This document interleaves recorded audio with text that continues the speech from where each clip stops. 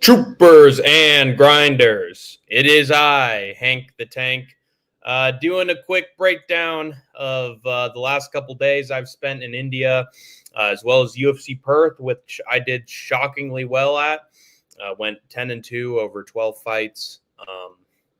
Didn't get to watch any of it because I'd be lying if I said I was fast asleep.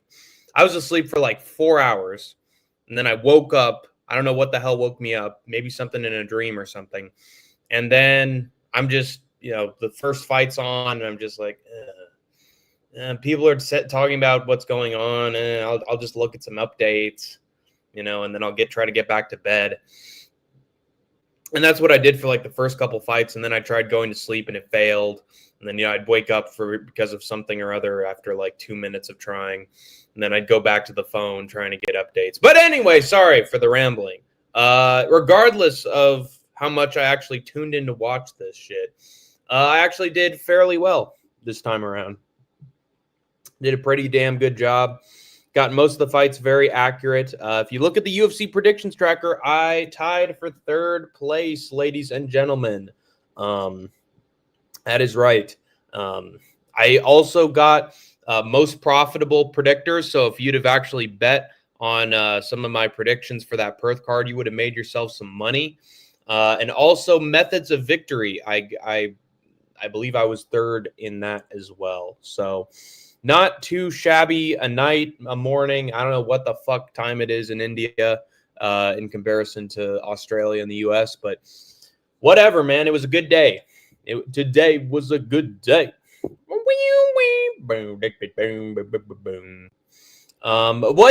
Actually, let's be real now. Okay, it was a good day for me in the UFC. Very good day for the UFC.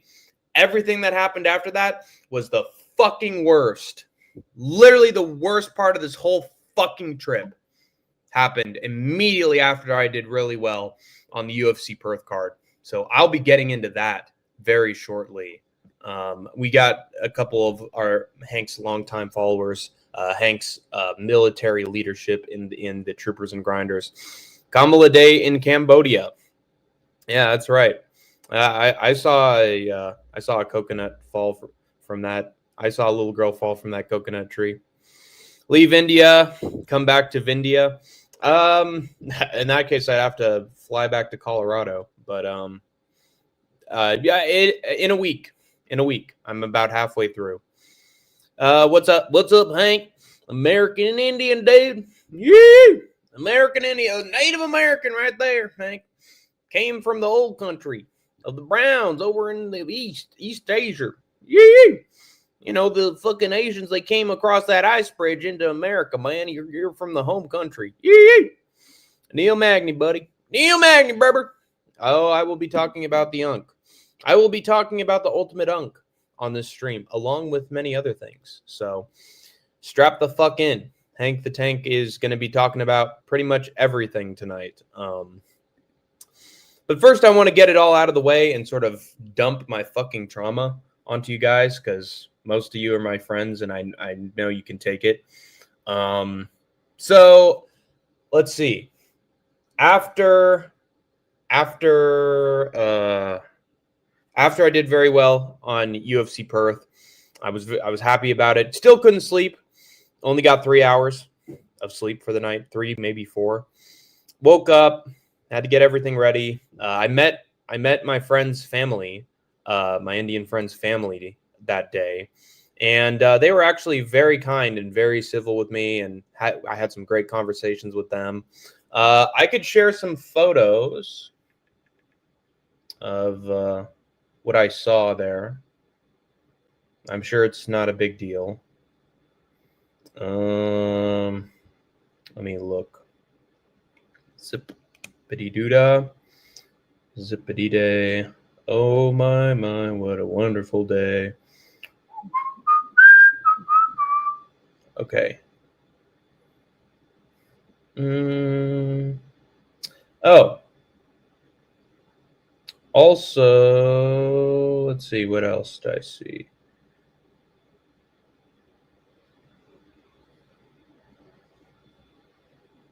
I went to a Japanese tea garden. Check this out. It's pretty cool, right? It's not too shabby, man. That was a fun day. There's a cool ass little statue that I saw there too. Let's see. This was the home. Let me show that one more time. This was the residence of my friend. That's multiple floors, by the way. Here I got a pano view.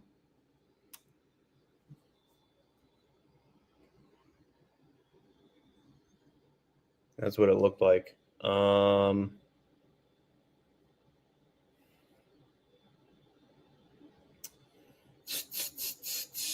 Also, they had this neat little shrine in one of the hallways, which was pretty cool. And then this was the dining room. It literally looks like something out of fucking Succession. Look at this shit. Giant fucking family ballroom. And it also had its own indoor movie screening room. So, pretty insane. Really, really great family and a great house as well. Greatest fighter ever? I mean, technically. Unless he has that victory overturned. Because apparently Jake Matthews went to the commission with a complaint, which he is very valid for doing so.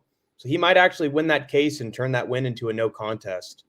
So Magny might not have the most wins in UFC history.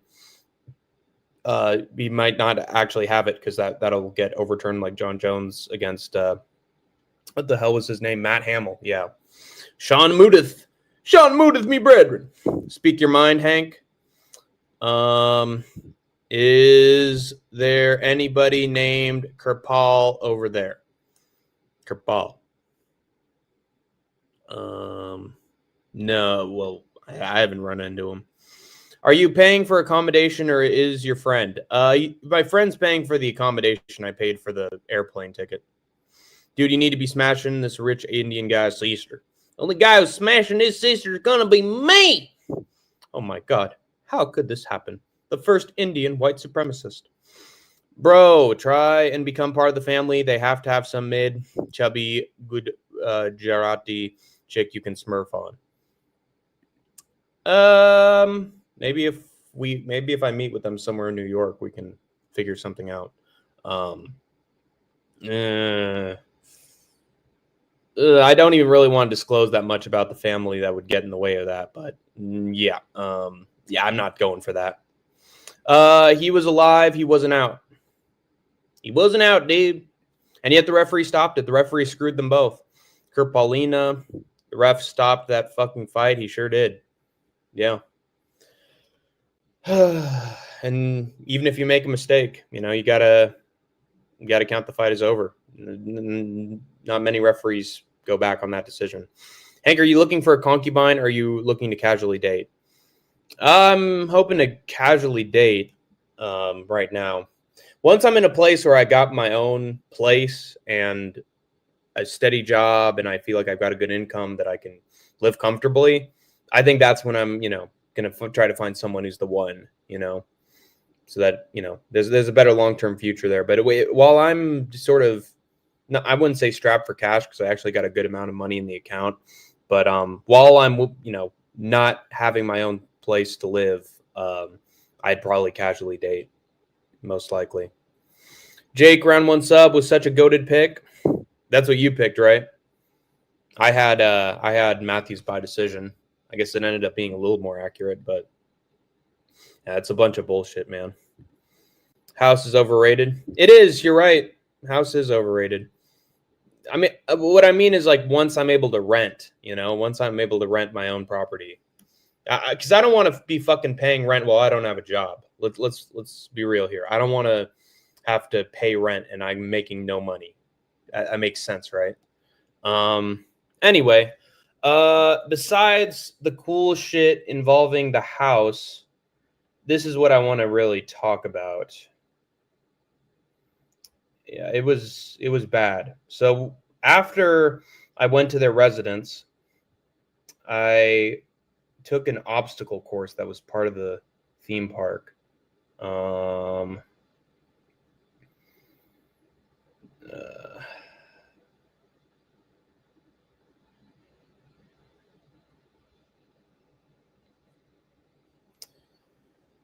this obstacle course where you're going from rope to rope. There's me. What the fuck? Okay. It didn't even show the cool part. What the fuck? Okay. Here we go.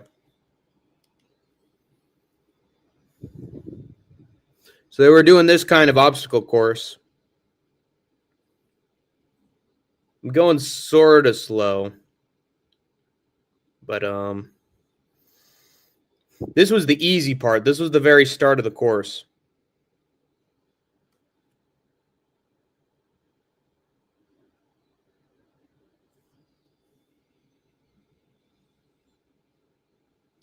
I'm just going through this stuff. Pretty basic little obstacle course. You know, it's a lot of fun. You get a harness. It looks pretty easy, but it just gets not gradually harder and harder and harder. And then the last course or two were particularly rough. There was one spot where I had to use all my fucking upper body strength just so I wouldn't fall. This is me doing a little dance. But I had to start doing some fucking rock climbing, like walking across a net and then walking side to side with, those little rock climbing rocks. Had to go from, spot to spot. And I was getting exhausted because I'd gone through like 4 fucking courses. I'd zip lined like 5 different, wires. So I was, it looks fun too, Smelly Fingers, but it wasn't towards the end. I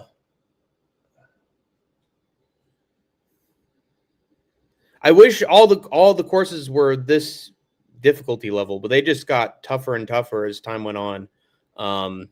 There were some spots where I just had to start doing zip lining just by myself, and that was stressful. Like there was one point where my harness didn't actually, it wasn't on the ropes that I could slide. It was like before that, so I literally like fell and just had to like pull myself up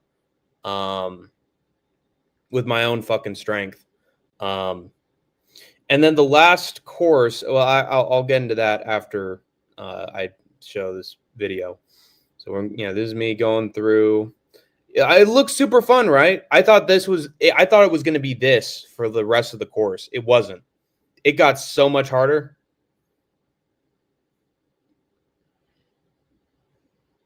Okay, here's me going around. Yep. You got to put the harness around the coil the whole time. And this was sort of simple, just me going from spot to spot. Let's see what other. Let's see. This was a pain in the ass a little bit. Take me back to my fucking kindergarten days. Oh God. Ooh.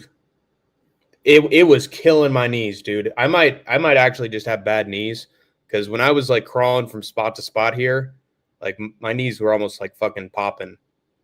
It was bad. Oh God. Careful, Hank. Yeah. So yeah. So it looked great, right? And then next thing you know, I got to be walking across these logs, going from log to log, and they're not horizontal. I'm not just like going from side to side. I have to lunge forward at each one of these and pray that my foot catches it the right way. But the weight is so minuscule on these logs that they're literally fucking flying all over the place whenever I take a step on them. So one log that I hit with my foot just flew forward and it landed on the rope of the next one and it got tangled up in it. And all of a sudden I'm on unsteady legs. The thing's fucking sideways and I can't get my right foot onto the other log. Like the log is sideways. So I just can't physically get onto it. And I'm starting to lose my balance as I'm trying to find like some way to, get the log back in place so I can try. And then I just gradually just and fell down. Then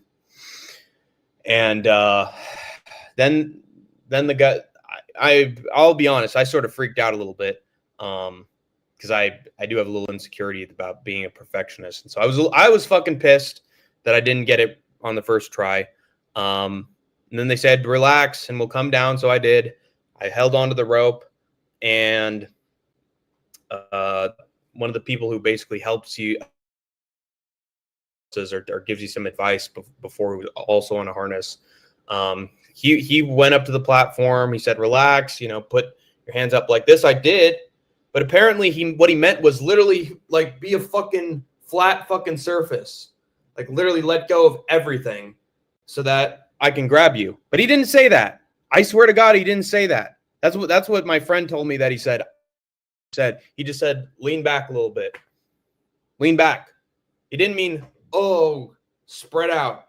Spread yourself completely out like a fucking snow. He didn't say that. And I don't blame him because English is not his first language. But I didn't get the implication that I had to be completely fucking spread out and flat. So I sort of leaning back like this. And apparently I wasn't supposed to do that. And now they have to find some other way to get me down for some fucking reason. And so they have another person come up who's now climbing along the ropes, and she has her harness on. And then I think some point they fucked up because now this lady can't land on the logs because the obstacle's so fucking hard. She can't get her feet on the logs. And then she fucking falls. She fucking falls right next to me. So now we're tangled up with each other. And she's kicking around at the logs, which are hitting me in the arms. And I'm fucking freaking out because it feels like this is not how it's supposed to be going. And then he has to come down and fucking get down. And now he's not on the logs either. He fucking goes down. We're all fucking hanging. We're all hanging. And they have to unfasten this, hook that. They have to make me move a little bit. There's one point where they had to make me literally lift myself up like I'm doing a fucking pull-up, lift my entire body weight so that they can get a hook up on the rope. And this whole time, it just feels like they're fucking up. And I'm starting to lose my shit, including at my friend for putting me through this fucking nightmare. I was just trying to think of what else happened. Like, so we're twisted up. He's trying to get up. She's just hanging there. She doesn't know what the fuck I'm saying. He finally manages to get up after like 3 tries. At one point, they unfastened the hook my harness. They unfastened my harness so that they can attach something else to it.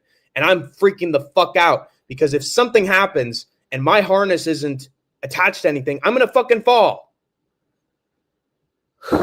So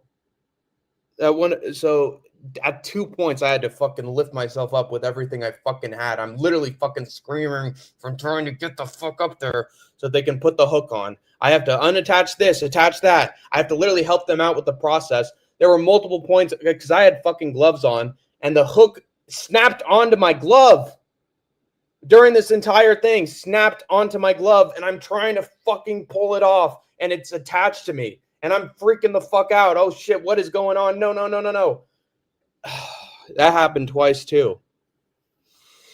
And this whole time, like, my friend's just down there just looking up at me like, what the fuck is going on? Oh, Jesus Christ. What have I gotten us into? And looking at me with confusion because I'm fucking going crazy like a wild fucking animal. And they finally are able to get their own hook that has a rope that'll slowly help me descend. They attach that, and then finally I just slowly just descend. And guess what? I don't even hit stable ground. I hit like a fucking cliff, like a divot on the ground. And they tell me to stand. Okay, I stand, and then my feet fucking go out from under me, and holy shit, oh no, I'm fucking falling again because I landed right in a fucking pit. So they have to literally pull me in again, and I have to try to, oh, Jesus Christ, am I going to fall again? It was the worst fucking experience. One of the worst fucking experiences of my life. One of the worst of my entire fucking life. I was caked in sweat. I had like 3 layers of fucking sweat. My heart rate, I checked on my watch because I was wearing my exercise watch at the time. At one point, it hit 200 beats per minute. It took like 2 to 3 hours for it to go back to normal. Oh, I didn't even fucking talk to my friend after that. I couldn't even look him in the eye. And I just, we went home. They had me cooped up in his room, and I stayed there for like 2 to 3 hours. This whole time, by the way, I'm sorry if I haven't read any comments. I will get to your comments. I'm sorry, but I have to go on this fucking ramble. But this whole time on the clown show, he's saying, hey, I might cut Hank. I might just have to cut Hank because he's not here. He's not here for the group vote to do the eliminations. He better be careful, or I might have to cut him. This whole time, I'm fearing for my fucking life at this obstacle course. Fucking screaming, going insane, stressed the fuck out. And this whole time, I might just be cut from this tournament that I've invested 5 weeks into. Fucking having the worst day of my fucking life, and I might get eliminated. Because I chose to engage in activity that fucking stressed me the hell out. And I'm going to get eliminated too on top of that as a bonus. So I have to defend my freaking spot. Or I might get cut because I'm in a completely different country with a completely different time zone. And I have to get out to fucking do what this my friend who's giving me the experience of my life is giving me on a daily basis. And I might get cut. Because I have something fucking scheduled for the day in the middle of the day. And I might get cut for it. So I showed up on stream to defend myself. By the way, guys, the Indian cellular is a fucking fortune to pay for. A fucking fortune. My parents are going to pay out the fucking ass for it. And I had to use cellular because this Wi-Fi doesn't allow Kick. It's a fucking banned site. I tried to use a VPN on my computer. Didn't work out. I had to use my phone. Tried to connect to the Wi-Fi. Didn't work out. So I had to use cellular to go hop on stream to defend myself. And now it's probably going to cost like fucking $500 or something for my parents.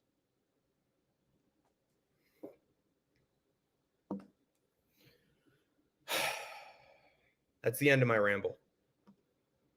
Yeah. So that was the worst. That was literally everything went wrong. I'm lucky I didn't get eliminated. If I got eliminated, dude, it would be over, dude. Anybody involved in that community, they'd be fucking dead to me. So yeah. Really stressful. Literally had to recover for half the day because of it. It was awful.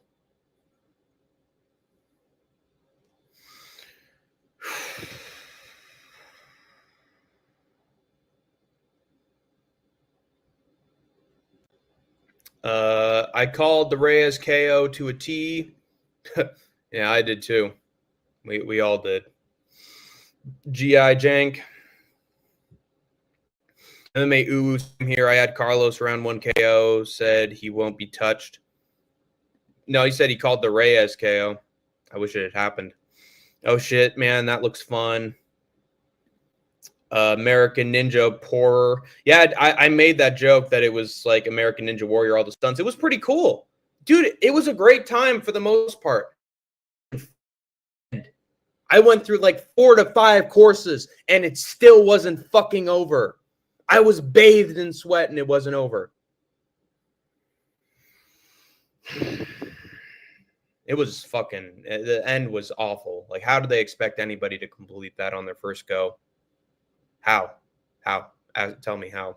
It's literally like fucking Ninja Warrior. Not everybody is able to complete the course.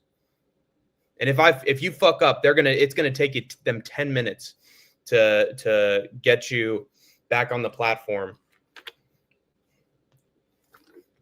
So you can't fucking do that again.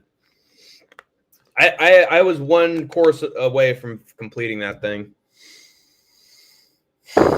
And then you were supposed to go on a big ass fucking zip line at the end too. It looks scary as shit. Yeah, I'm No, I don't know if I'll be doing it again because my friend was telling me, oh hey, oh, hold on one second.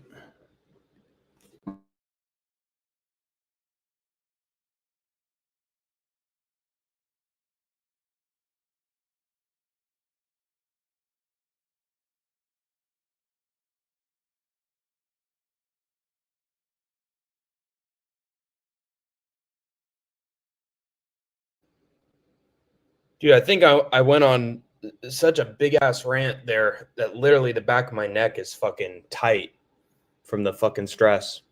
Dude, I might have almost had a stroke there because I went so crazy. Definitely a migraine. Hank doing white people shit for us is peak.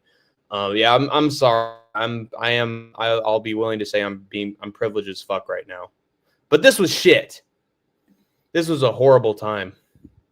Shit's built for Pajeets by Pajeets. Yeah. He said, "Do not redeem, sir." It was hell for 20 minutes. Based India. Next time, tell them your dad is a senator. I don't think it would have helped. It would have definitely made it worse. They were rage baiting you. It's just too much. Indian engineering. If you had to guess, how many times did you crap yourself? I didn't crap myself at all, actually. I'm surprised I haven't just crapped myself with, having to carry anti-diarrheal medicine, but yeah. Hank, they trolled the shit out of you. Did you scan the area for no chill? I looked. I mean, there were some similar looking folks, but no chill in sight. Wow, damn. Sorry, man. Sorry to hear that, broski. Did you spaz on your friend? A little bit. And I'm ashamed too. I'm ashamed that I did, to be honest. I profusely apologized afterwards. I even knew like 5 minutes after it happened that I sort of fucked up. So I apologize. But the thing, dude, about your friends from India, especially people who are, pretty thick skinned from the business aspect of it, is, dude, they'll accept it in an instant. And he even like tell you, dude, what do you have to be sorry for? That's literally what he told me. What do you have to be sorry for? It was a moment of panic. You freaked out. You were just racked, paralyzed with fucking fear. And, you said some things that you didn't really mean in the heat of the moment. It's fine. Even his sister was like, dude, just don't worry about it. Like they felt sorry for me more than I felt sorry about the situation. Like I definitely I apologized, but that wasn't their concern, dude. They weren't judgmental at me at all for it, which is really like the kind of people that you want in your life who completely understand you to the point like you don't really have to apologize to them for everything. They just understand that like it's situational, you don't mean it, and you care for them on a basic level, So they completely understood my perspective on it, and so for that the whole family's really cool. They're very thick-skinned. I went on a half a mile long zip line in China. Hellacious experience because the infrastructure was sus. Yeah, I felt sort of similar, man. Hit the like button. Yeah, it was awful. All missing out on Simon Feck's Fecca. Grand prize of $7. Wow. Is the entry fee for it $7? Nobody cares about that bullshit, Betty. You touch some grass. Oh, hey. Hey now, hold on. Let's relax. So dinner date plans after that were ruined. It was we were supposed to go bowling that day, and I was fucking paralyzed and sweaty all over and just a fucking mess.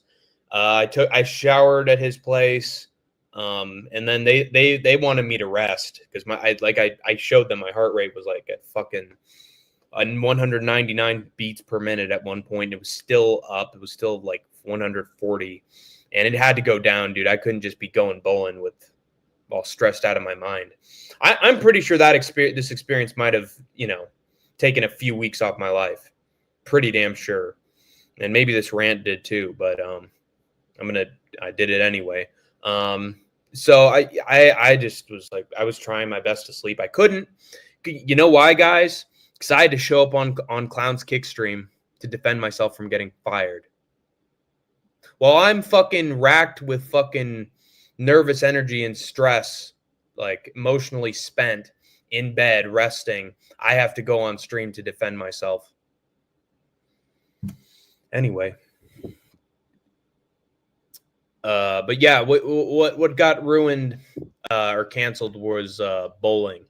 They were going to go bowling later in that day, and then you know, I was sort of feeling sick and bad, and I had lunch there, and then they came back at around like 5 o'clock or something, and I was like, hey, good to see you. Hey, want to? Are you ready to go bowling? And they were like, no, we went bowling. You weren't there. Oh, okay. I felt better at like 3, so they could have just waited a little bit, but I understand why they did it. Don't crash out and threaten to lynch. Oh, Jesus. Don't be sorry, brother. Glad you're experiencing life. Yeah. The fecka. Yeah. Douglas is doing NECA winner. Whip, whip, whip, whip. Yeah, me and Hank have tiffs sometimes, but always understand we have things going on and it's not personal. Yeah. Yeah, I know that. There are times that, Vinny's been pissed with me and I've been pissed with him, but we know that we know that deep down it's all water under the bridge and that we have a basic respect for each other. And oh fuck, here we go again. Oh boy, motherfucker! What was someone saying about Indian infrastructure? Favorite dish you ate and most nauseating dish you ate? That's a good question. But yeah, Vinny and I we have our spat. There we go. Vinny and I have the fucking charger too. Vinny and I have our spats, but we always know that we love each other and respect each other, and we're comrades in arms essentially. So even if we do fight, we know we both have the basic goals, and we both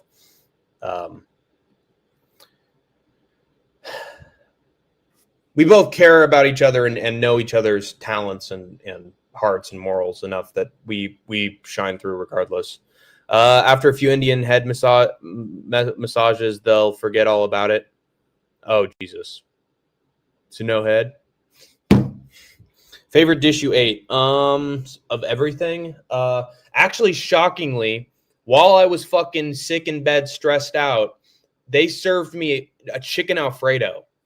And dude, it was fucking delicious. It was amazing. Like, it was a really well done chicken Alfredo. And I still remember it. Now I want it again. Also, they had these little chicken, another time they had chicken balls, chicken pieces that you dip in like mint sauce or something, and then you try it. It's really good. I love the chicken pieces that they served. Let's see. And then worst dish, most nauseating. Honestly, anything involving fish. I've never been a fan of curries. There were some of the curries that they served me that were pretty good. But yeah. There was also this chicken dish that was just a bunch of chicken and a bunch of rice that was like, oh God, it fucking killed me. I had to be in the bathroom like fucking 5 or 6 times at the end of that day. Like, it wasn't that it didn't, it's not like it tasted bad. It tasted good, but ugh, God, the amount of food they made me eat was unfucking godly. It was awful. So I'd say that, and also any like fish related stuff. There were these little fish sticks that they you like fish sticks? Yeah. To your gay fish. I'm not a fish. These fish sticks that they made that no breading. It wasn't fried. It was just fish that had like a thin layer of dough. It tasted awful. So that I would, yeah. And there was also some milk drink they made me that was fucking garbage. Same one that went with the fucking pile of chicken and rice. So that I didn't like that day. But then I also had some, Caesar salad, chicken burger, fish and chips. Fries were really good. So I mean, it depends. It really depends. Also, their naan breads are fucking delicious. I love their naan breads. After a few handed messages, misogynist, they'll forget all about it. Well, you see, they actually weren't offended. Like I said, like they just felt bad for me. Even the mother, like, of the family, like, called in today to be like, are you okay? Is everything all right? It wasn't like, oh, you freaked out on my son. You know, you were disgraceful and acted inappropriate. She didn't say any of that. She was just asking if I was all right. So it's the kind of family they are. India is known to take years off men's lives. You got away relatively unscathed, my friend. Yeah, it was still fucking awful. I hear in India they bowl with midgets painted like bowling pins. I mean, they definitely have their servants. Meanwhile, No Chill's living behind a shed in some alley. Wonderful. Your phone is draining too much power. It's creating rolling blackouts. No, this just happens at night sometimes. No Chill's living behind a shed. No comment. Like 75% of every joke Hank says is Comedy Central quality. Bro's not even 30 yet. Yep. I'm not your buddy, fan. I'm not your friend, guy. I'm not your guy, pal. I like fish sticks. Oh, mint sauce. Hell yeah, sauce. Mint sauce. Dude, they put junior mints in there? It's a junior mint, Kramer. Some Indian guy gifted me vegan Indian food yesterday, dude. It was so flavorful. Indian food jumped to my top 3 from it. Yeah, their spice game is off the charts. It's really good. Then again, they served some chicken with like some spice on it. It was fucking delicious. Also, they had I think it was called Gajab or something, Gahajab or something like that. And they're these, what are they? They're like some fried dough, but it's like, imagine like a donut that's just been like taken out of the fryer. The donuts that feels like sort of soggy, like it's almost done, but not quite. And then they dip that in like sugar water. And then they serve that with vanilla ice cream. Dude, it was fucking amazing. Did you try mango lassi yet? I might have had lassi. I heard lassi. I heard them mention lassi at one point. I'm going to look that up. Yeah, that rant literally made something in my neck fucking sore. Jesus. Lassi. Okay. Oh, that. See, that was what I didn't like. I didn't like the fucking yogurt drink. I don't like yogurt in general. You're going to make that a fucking drink? Ugh. Sorry. I just never liked the taste of that. As for mango, achar, gulab jamun. Let me check that. Whoa, Black Betty, Bam Balam. Knows what he's talking about. Wait, oops. Whoa, Black Betty, Bam Balam. Whoa, Black Betty. Gulab jamun. Yes. That's it. It was gulab jamun. That's it. Yeah, it was really good. Here, let me show you. Let me show you it.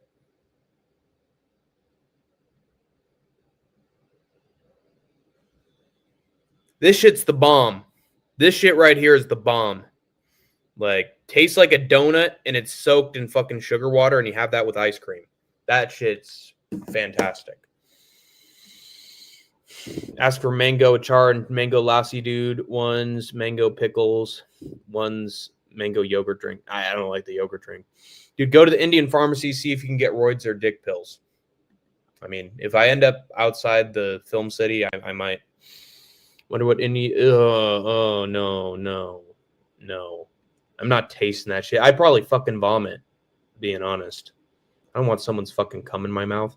I don't know how ladies put up with it. Shit's just fucking nasty. I even smell it and it tastes like it smells like shit. I'm sorry. Yeah, that's no. Even thinking about it. Those maple donut balls are gas. Yeah, exactly. I've had those before. Gulab jamun.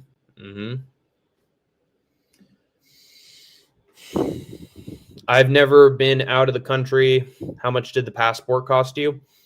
I got a passport like long ago because I went on a trip to Europe as part of my college time at Davis. Um, I got a passport to travel to Europe to go through their film festival circuit. Um, and I don't know if my parents paid for the passport or if I did. Like, I don't think it costed that much, but maybe I'm wrong. I don't know. Didn't cost that much. To get a visa cost like 20 something dollars. That's sort of cheap. Um, I don't know how much my first passport cost, but I've been using it for a while. I call everything gulab jamun. I see.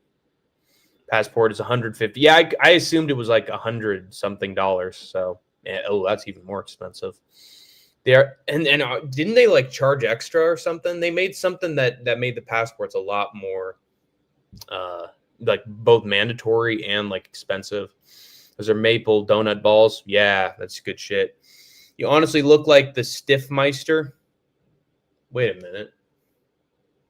I thought there was the Burgermeister from Santa Claus is Coming to Town, but there's a Stiffmeister. He's Mr. White Christmas. He's Mr. Snow. He's Mr. Icicle. He's Mr. Ten. Oh no, it was have it be no heard from sea to sea. There'll be no more toy makers from the king. All the building will be torn down. Draw the face off every clown. No, no, no drums that root toot toot. They give me only woe. It's a difficult responsibility to be the master number one toy maker. Me have it known throughout the land from sea to sea. There'll be no more toy makers from the king. Oh, the guy from American Pie. Oh shit, yeah, I do look a little bit like him. Yeah, you're right. It's Stiffmeister gets all the chicks. From American Pie, dude, you could tell chicks you were him. I'm him, dude. I'm him. Yeah, that could work. Thanks, Vinny. Smelly, $75 if you wait 8 weeks. Hey, that's a good deal. That's a really good deal. To Smelly, you might want to buy a passport even before you like want to take a trip. Like if you don't take a trip for 8 weeks, yeah, definitely get it for $75. That sounds cheap. Stiffmeister is from American Pie. Oh yeah. You guys know who the Burgermeister is? You ever watch that fucking Christmas special? Dude, that was my childhood, man. It's interesting. Where do I have to go to the DMV? I see. To go to the DMV, probably. Maybe an airport. Stifler. Oh, interesting. Anyway, that's my ramble out of the way. I want to actually discuss some things I did today because they were a lot less stressful, way more fun.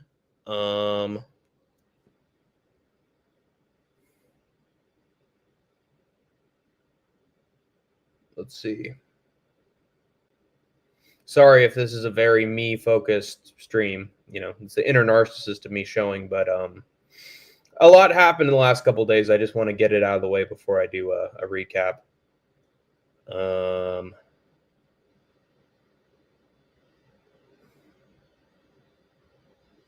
Yeah, I went to a very nice garden that he showed me. Pretty looking garden. Here were some flowers. These were very nice. It was a blue beetle, a blue bumblebee, blue color with like cyan wings.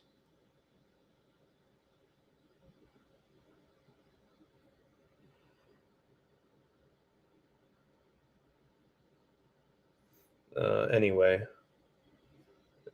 these ones too, red.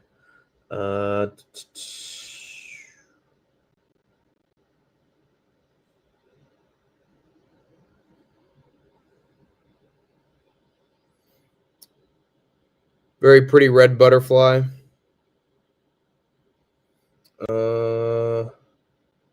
Yeah, here's a nice orange one.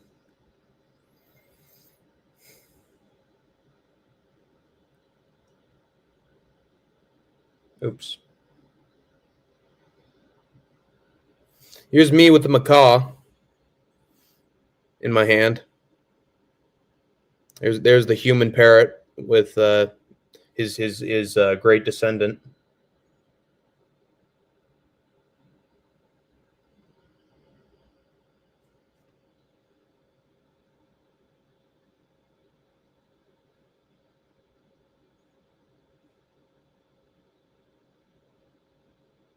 Nice little macaw. Looks pretty good. Jesus Christ! They got all the faces for this one. Oh, all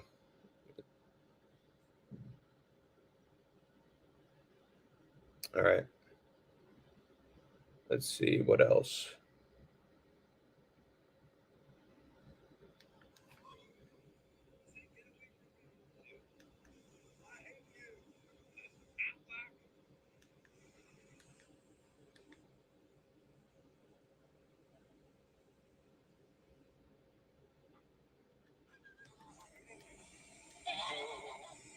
Get away from me. Yeah. I hate you. Anyway, there was this big ass waterfall. Oh, with there were these cranes up on top. These tall cranes. You could see the one. Oh, shit.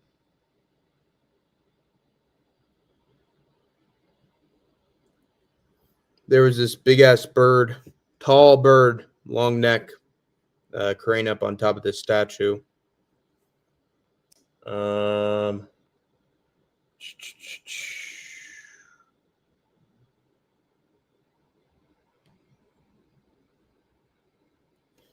was this neat bird with a green beak that we ran into. This one right here. Cool looking creature. This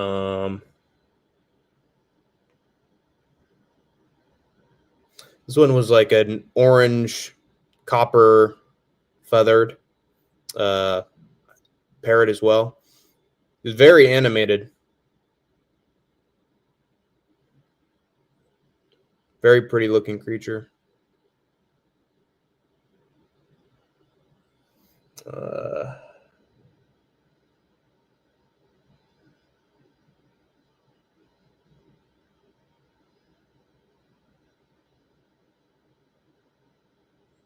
Also ran into three African grays.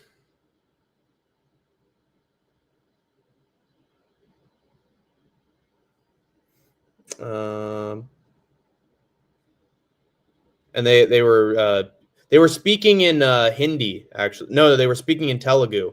They could actually speak Telugu, which was pretty cool. Let's see, what other cool species did we come across?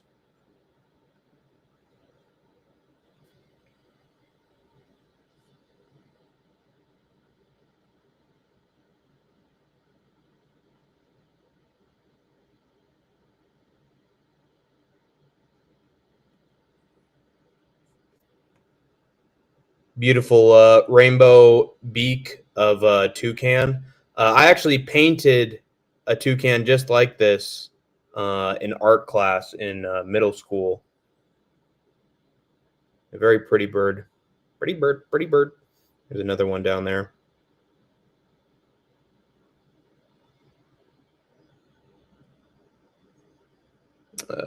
Let's see that. Look at that again. Yeah, pretty. Okay, what else? Sorry, just gotta go through the tour a little bit. Bad news, guys. Bad news. I got my first mosquito bite. I fucking found the bastard. It was on my neck. And then I think I got one on my shoulder. I've been taking my malaria pill every day, and my friend told me like it's very rare to have any cases of like actual like malaria in this city. But yeah, I got my first bite, guys. Fuck me. It's gonna happen eventually. Yeah, but not good. Let's see. Then we saw this cool ass statue of the Buddha, I believe. A bunch of other little Buddha statues there.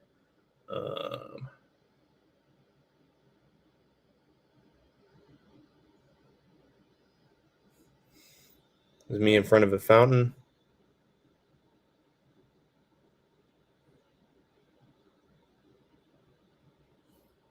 And this is a better one. This is a better still frame.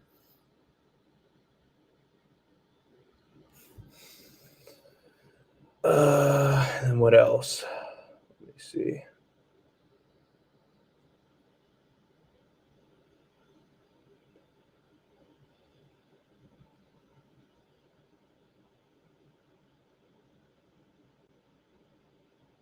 And finally, this is me getting eaten by a dinosaur. So there you go. And that was pretty much it for the day. All right. Sorry. Just had to go through all that too. Okay. I got mine at the Social Security office. That makes sense. I bet. Sexy girl named Maria bought mine so we could run away to Costa Rica together, but I got her friend pregnant. Dude, that's fucking BoJack Horseman fucking shit right there. Got her friend pregnant while you were with her and you were literally gonna run away together, and you got her friend pregnant. That's some fucking Ross and Rachel shit. We were on a break. Come on, man. Don't be doing sitcom shit. Are things expensive in India? I mean, if I used US dollars, everything would be cheap as fuck. Literally everything would be cheap. If I had any fucking money in my wallet, which I didn't at the time. Show us you deflowering a woman, Hank. I'm not gonna fucking put my hand up her ass and film it like you, Vinny. Sorry. Go to a pawn shop and see the price of gold and silver is per ounce for me. Dude, I mean, there's stuff that'd be like, very, very cheap, relatively speaking. Like $5, like $10, and it's fucking gold and silver. Vinny, aren't gold prices globally stabilized, not nationally? My friend told me that they were like $5, $10, like $15 for something that was like 99 rupees. That's Toucan Sam from Fruit Loops. I'd recognize him anywhere. Follow your nose for the fruity taste that shows. Captain Jack Sparrow. I have no idea. Thank you for the £2. Whoa, Black Betty, Bam Balam. Do not redeem, sir. Do not touch the card. Do not use the card. Do not redeem the card. Simon Affleck. Whoa, Black Betty, Bam Balam. Green Beaked Shit Scrambler. If I got close enough to it, it would have definitely scrambled my shit. First bird looked like a Malcoa. I think it was. I remember hearing that name. I think that was it. Indian birds are stoked to be in captivity. Well, that's the thing. They're actually not from India. Almost every single bird that I saw at the bird sanctuary, they had been taken from like South America, Africa. There was one from Indonesia, but almost all the other ones were from the Western hemisphere. They were almost all imported. Indian birds are stoked to be in captivity. They're like, don't let me get out there. That place is a shithole. Well, they were not from India, so actually they have to be in a shithole and in a cage. Can you tell a go from a pea? Sometimes. You can tell by the smell and texture. They were speaking in foreign languages, keeping secrets. Yes, they are sleeper cell agents. Yeah, those birds spoke English, but they were shit talking you. Actually, a few of the African grays, the only person they responded to out of the three of us, it was me, my friend, and a tour guide, they responded to me because I was doing a lot of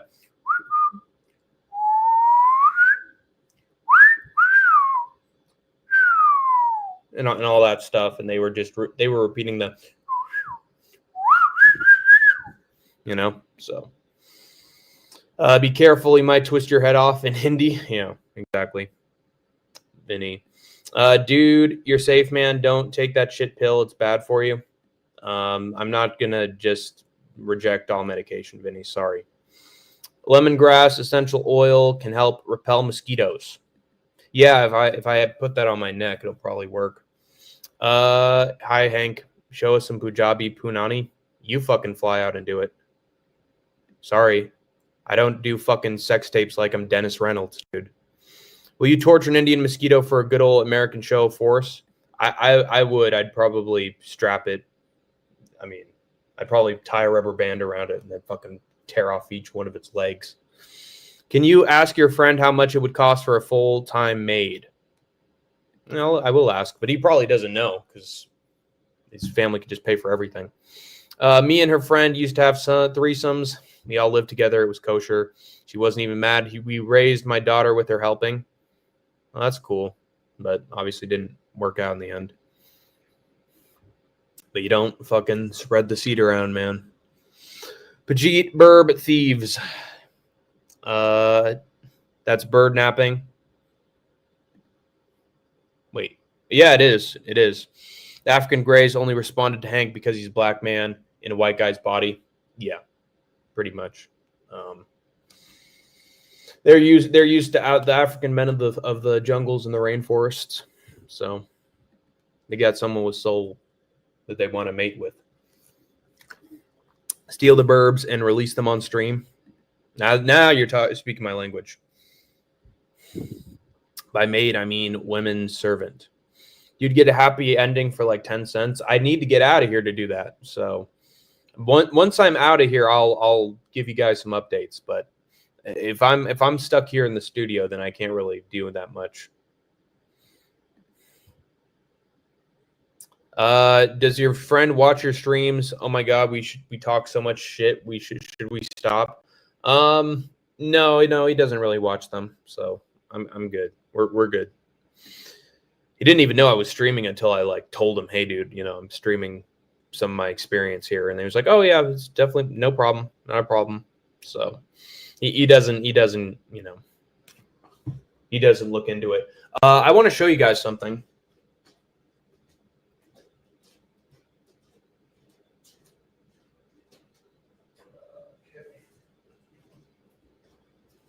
Shit.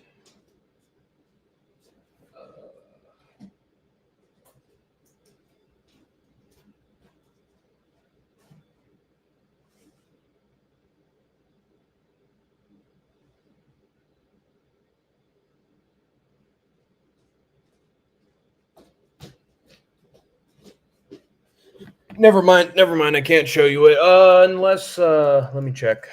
Let me check something really quick. Maybe I can find it on Google Images.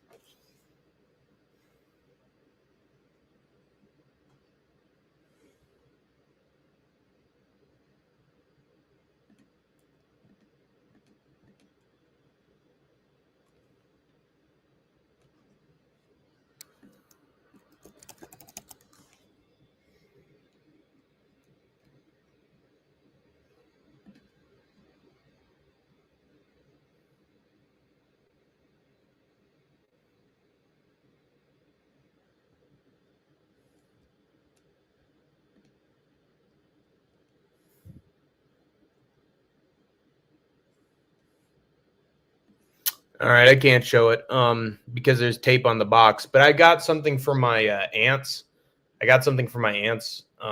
Because they're really obsessed with birds. So I got a statue of 3 birds, little bit of memorabilia for them. So I'm taking that home. Anyway. Hank buys HGH dick pills and a happy ending for 45 cents. Yeah. Hyderabad special, 45 cents. Go to the brown light district, ask around. Yeah.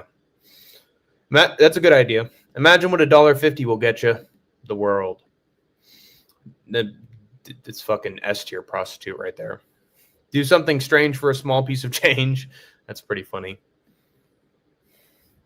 Hank, you probably buy a bukkake for the price of a mucho mango.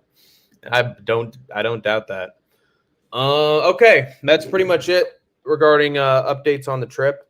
Let's see. Where do we want to go from here? I can do a recap of everything that happened with UFC Perth. I know Vinny wanted to hop on stream and chat with me on stuff. So I sent you the link on IG, Vinny, but you didn't click it. If you want to hop on stream now, though, it sounds good. I got the Tapology site up. Let's see what else. And Vinny had a list of topics to go through, so we could Vinny could hop on for a quick little recap of all the UFC stuff.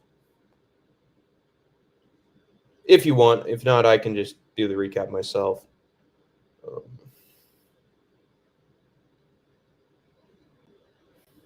Okay.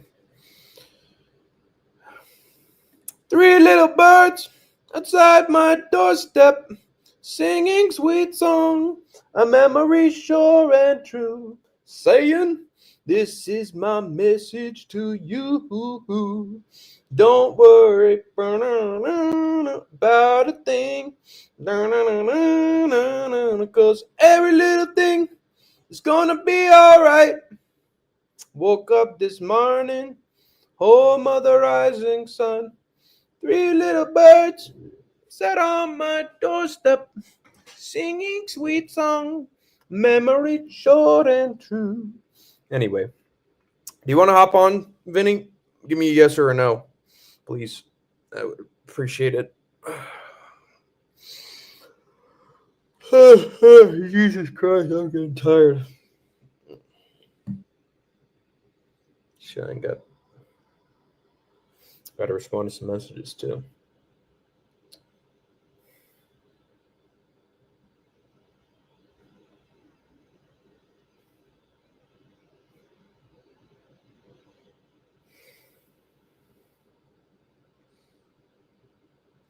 Vinny, come on, man.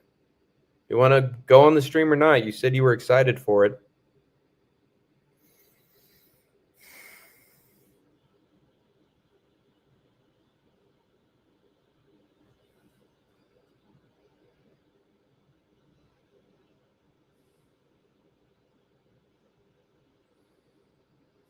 Well, if Vinny doesn't respond in the next, 2 minutes, then... Oh, there he is. Okay. There we go. Hey, it's been too long. Got Vinny on panel. How's it going, man? Oh, can you hear me? Yes, I can hear you. Can you hear me? Yes, I figured out how to fix StreamYard on this phone finally. Good. Well, what you were having trouble with was Restream. I don't think StreamYard you ever had a problem. Oh, was it? Yeah, it was Restream. And dude, it's the end of September. I can do as many StreamYard streams and hours as I want at this point. So hardly used it at all. Hell yeah. But yeah. Oh, nice. There you go. Some dab material. But I paid $17 for this. Isn't that nuts? Yeah. In India, it would cost you 99 rupees. You could get a hell of a lot more than this for 99 rupees in India, dude. Yeah, absolutely. I think Vinny's drawn to this material in particular because it looks like a habanero. Oh, yes. Fact. It's true. Yeah, that's pretty much it. Vinny and Hank, yes, the habanero flavor. Hey, big boy. Good to see you, dude.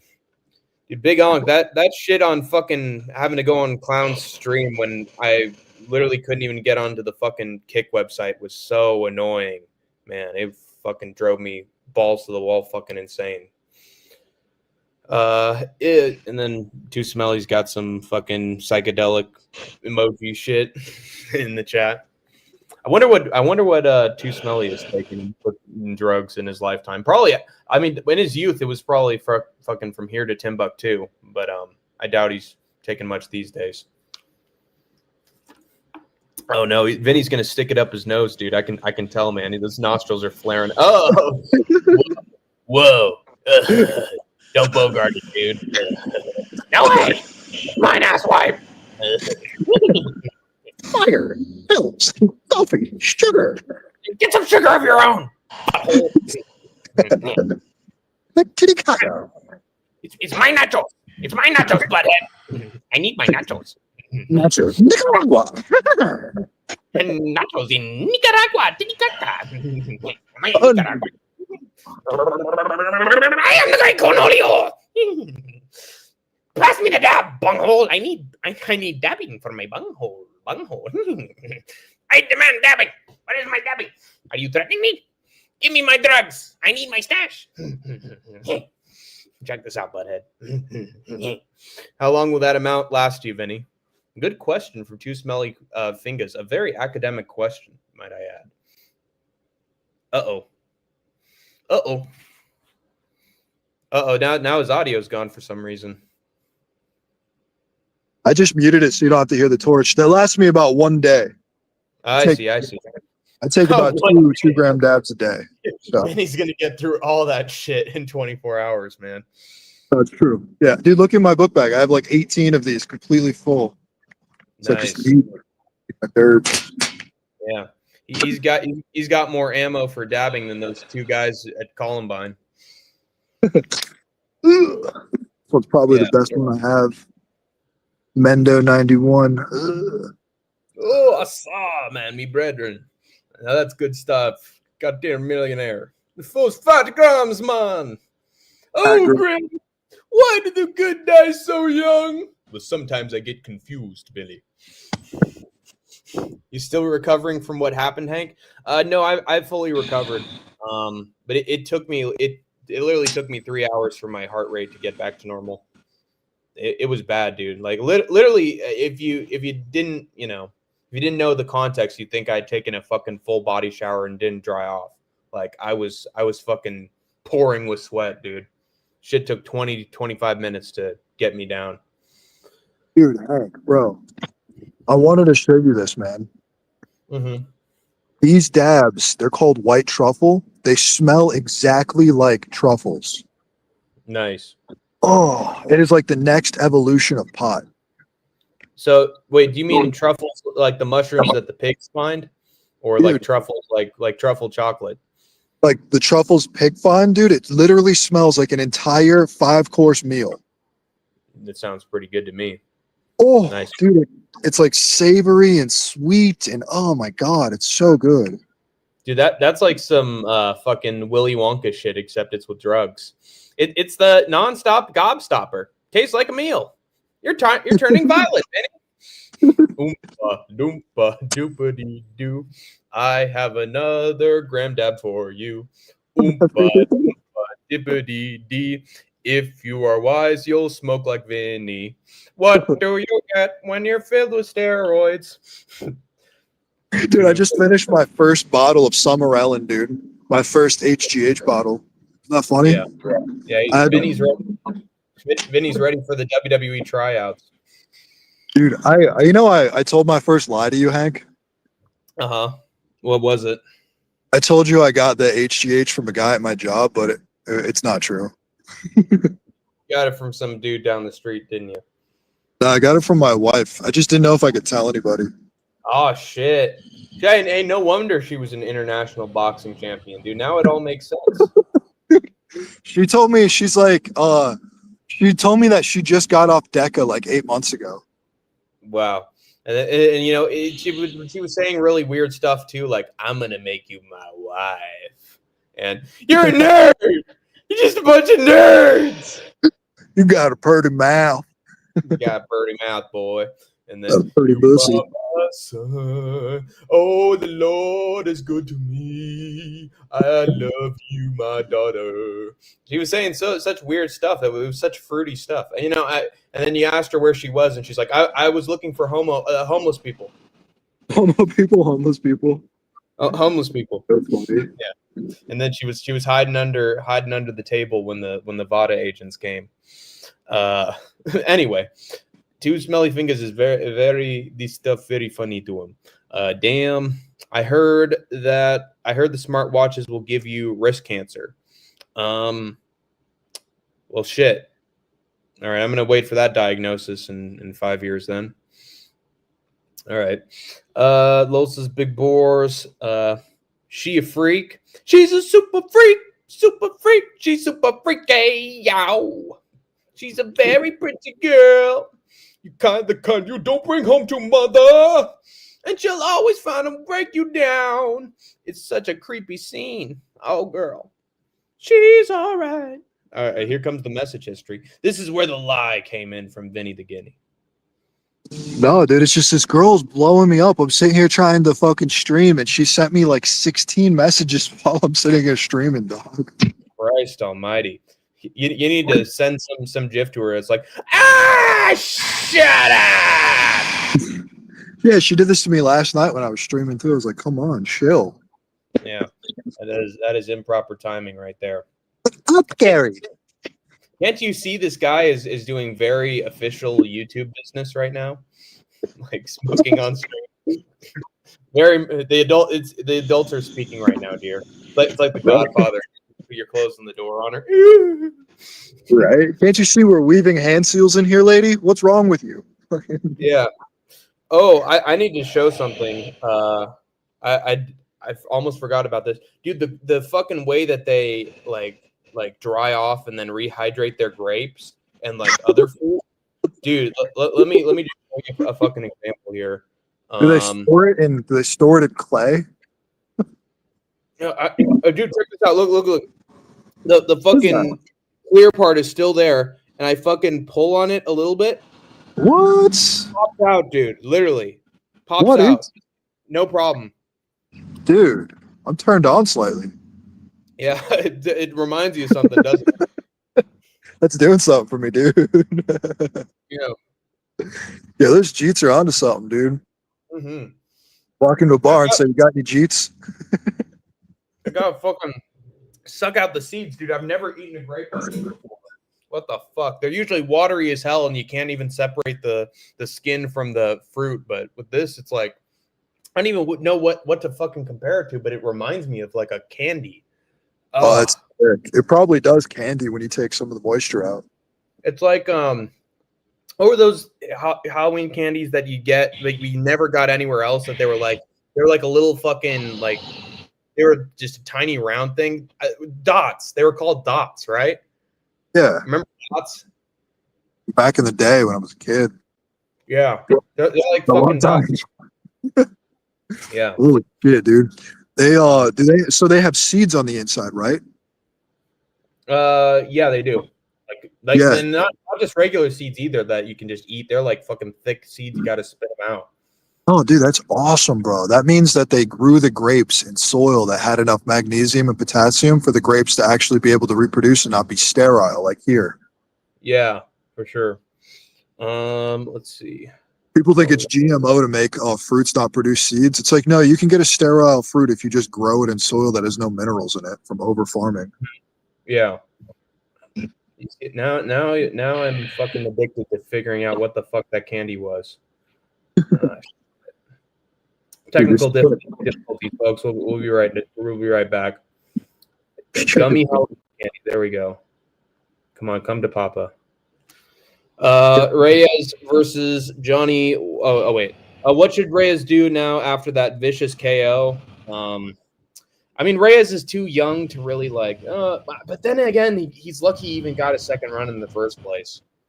He could honestly make a ton of money outside the UFC. Like, think about it. Like, if he joined Dirty Boxing and he became a fucking champion, they literally pay you like $500K to show up per fight.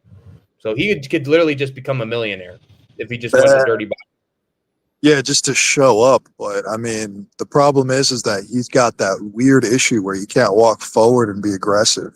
I mean, nobody wants to see that. No one's going to pay money to watch that too many times. Yeah, but he'll get knockouts against cans though. That would work out for a little bit. Dude, I see Cans beating Reyes in boxing. He's just got that weird issue where he can't walk forward and be defensive at the same time. I don't know, dude. He's not going to be good. If he's good, he's not going to be entertaining. I guarantee you that. He's going to have to be on the back foot the whole time. Yeah, he's going to look like fucking Izzy at his absolute worst. Precisely, dude. I do not want to see Reyes fight. I'm sorry. He's not interesting to me. Yeah. He's Let's got see. no heart. From what I see, he's got no heart, dude. Honestly, he looks like a bitch. Ouch. Hey, oh man, you're fucking putting Dude, Reyes down. isn't this weird, bro? Last week, I'm at work and a girl that remember I told you that there was two girls that I hooked up with in the tanning bed room or the massage chair room at Planet Fitness. Yeah. Dude, I'm fucking sitting there at like 6 a.m. at work, and this girl that I hooked up with like 3 months ago walks around the fucking corner randomly, dude, and she goes, "Oh my god, I lost your number," and comes behind the thing and gives me a fucking hug. Dude, I cannot believe this shit, dude. I literally got laid last week on like the coolest coincidence ever, dude. She's like, 1, 2, 3, 4, better be ready. I'm coming for you with a bunch of kissy faces and shit. Yeah. She's like, what's your room number? Mm-hmm. Oh my god, Dude. it was Dots. Dude, I shouldn't have doubted myself. I shouldn't have thought about it. It's Dots. It's these. I know. I told you it was Dots. Yeah. I told you. I think I had a problem because I just thought like it was Dippin' Dots, you know. But Fuck, I didn't know you were looking it up. I would have told you. Yeah. Yeah. Sorry, dude. Let me try it one more time. Let's see, you first. Oh god, it just did it on its own. Literally, it's like a fucking eyeball, dude. Little fucking eyeball, man. Crazy. Reyes versus Johnny Walker, says Big Wars. I think Reyes would get a counter hook KO on Johnny Walker, Vinny. No, I don't. I see this new Johnny Walker fucking leg kicking Dominic Reyes to shit, and then when he comes forward to try to stop the leg kicks, he gets knocked out. Yeah. Oh man, it sucks. He had his miracle run and come to an end. Hank, I sent you something you have to try while in India. Okay. Do you want me to show it on screen or something? Let him dominate karate combat to get Mojo back with Will Black Betty. Think that's a good idea? Say that one more time. Will Black Betty thinks that come back to karate combat and get a few wins. Yeah, that's a good. That would work. Yeah, that's what Despain's been doing pretty much his entire time in karate combat. Is just countering dudes and getting nasty finishes. So probably fit like a glove. True. I really want Jan Blachowicz to have a good send off. They need to take care of him. Yeah, I want him to as well, man. He's a fan. I mean, if you look at the aftermath of that Nikita Krylov fight, he is sort of a dumbass. But I mean, we've always known he's a dumbass. But also, he's the dominator. He's Dominic Reyes, the Devastator. So he is a modern day, the Jones Killer. So I mean, it'd be nice to give him a few wins before he leaves. But it's just not going to happen, man. It just doesn't happen unless you're Robbie Lawler. You probably get it going out of the UFC on your back. I hope that Cub Swanson never has a fight again. Because, dude, the way he fucking closed out Bill Aljo in Miami was the fucking coolest shit ever, man. That was awesome. You remember that? Cub Swanson versus Bill Algeo? I don't know if it was. Was it Bill Aljo?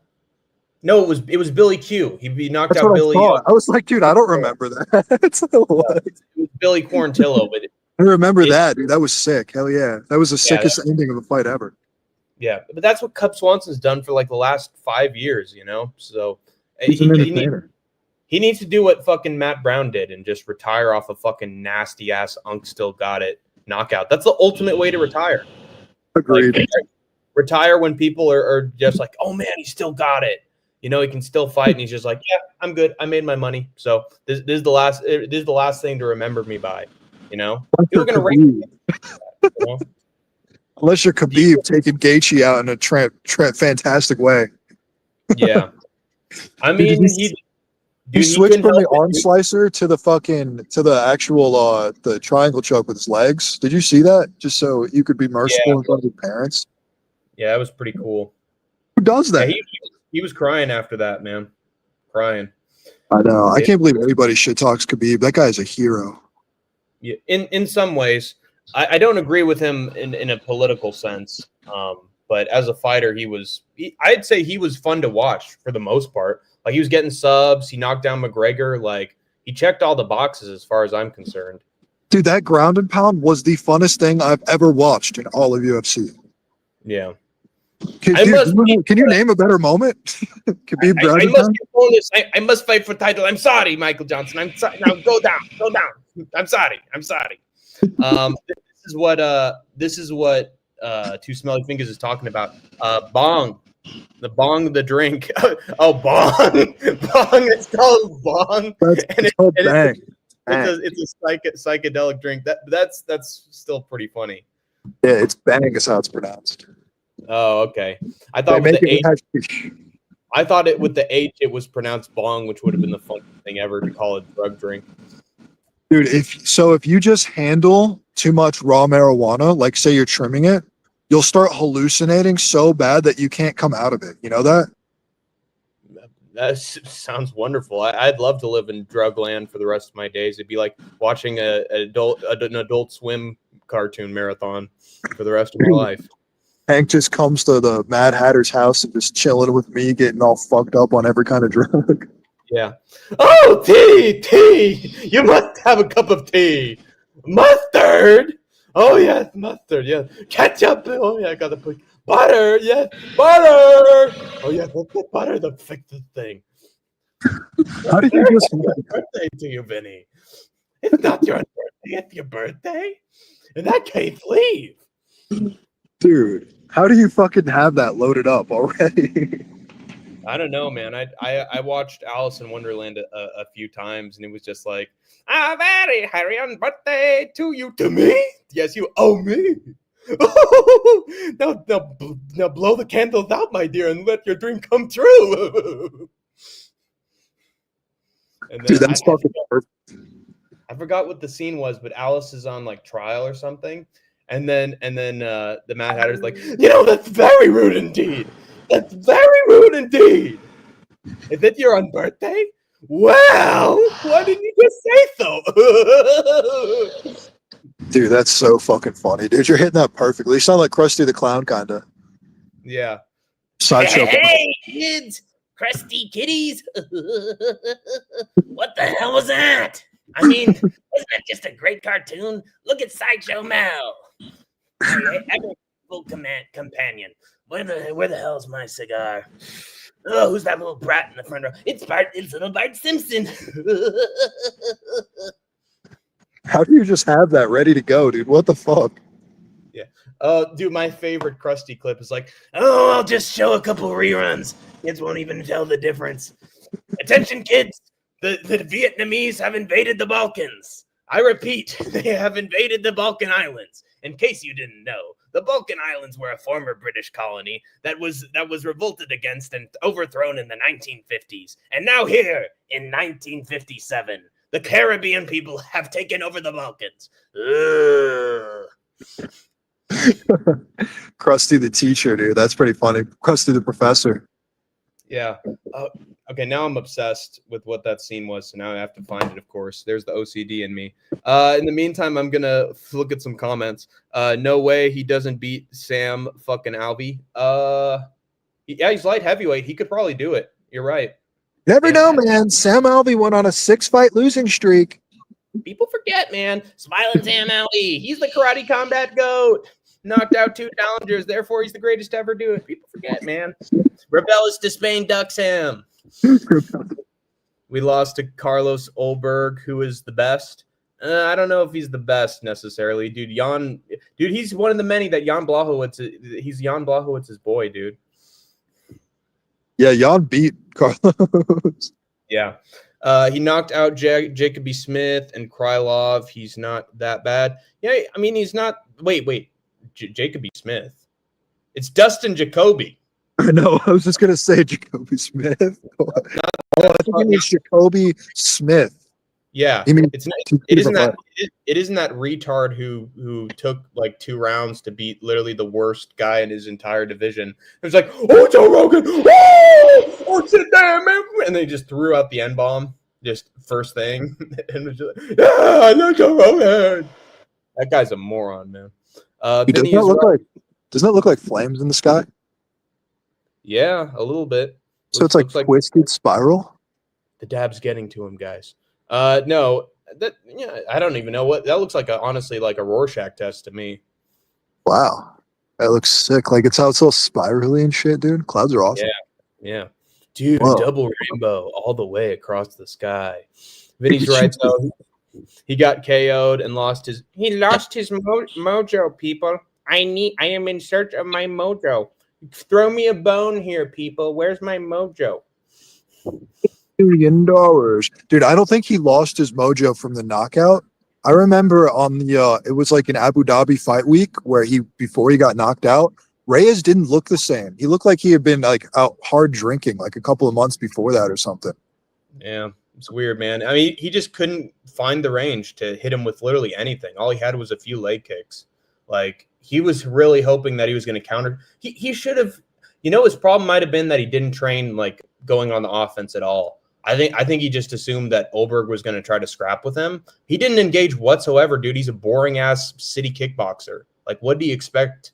You know, like I think he really had such doubts in himself. He didn't think he was the Dominic Reyes who schooled John Jones over 5 rounds, like who was on the front foot the entire time. Like that's the Dominic Reyes we needed, and he didn't show up at all. He's not that Dominic Reyes anymore. I genuinely feel like he partied super hard after he got that John win, and he's just never been the same. Yeah, he hasn't been the same guy for a long time now. This is too smelly. Exactly what Vinny said. Bong water. Again, it's 2 of my closest friends pretty much talk the exact same way very often. And they somehow can't get along. It just makes sense. I mean, when you look at your own reflection, you want to smash the mirror. Mercury. Me and Smelly are friends, but yeah.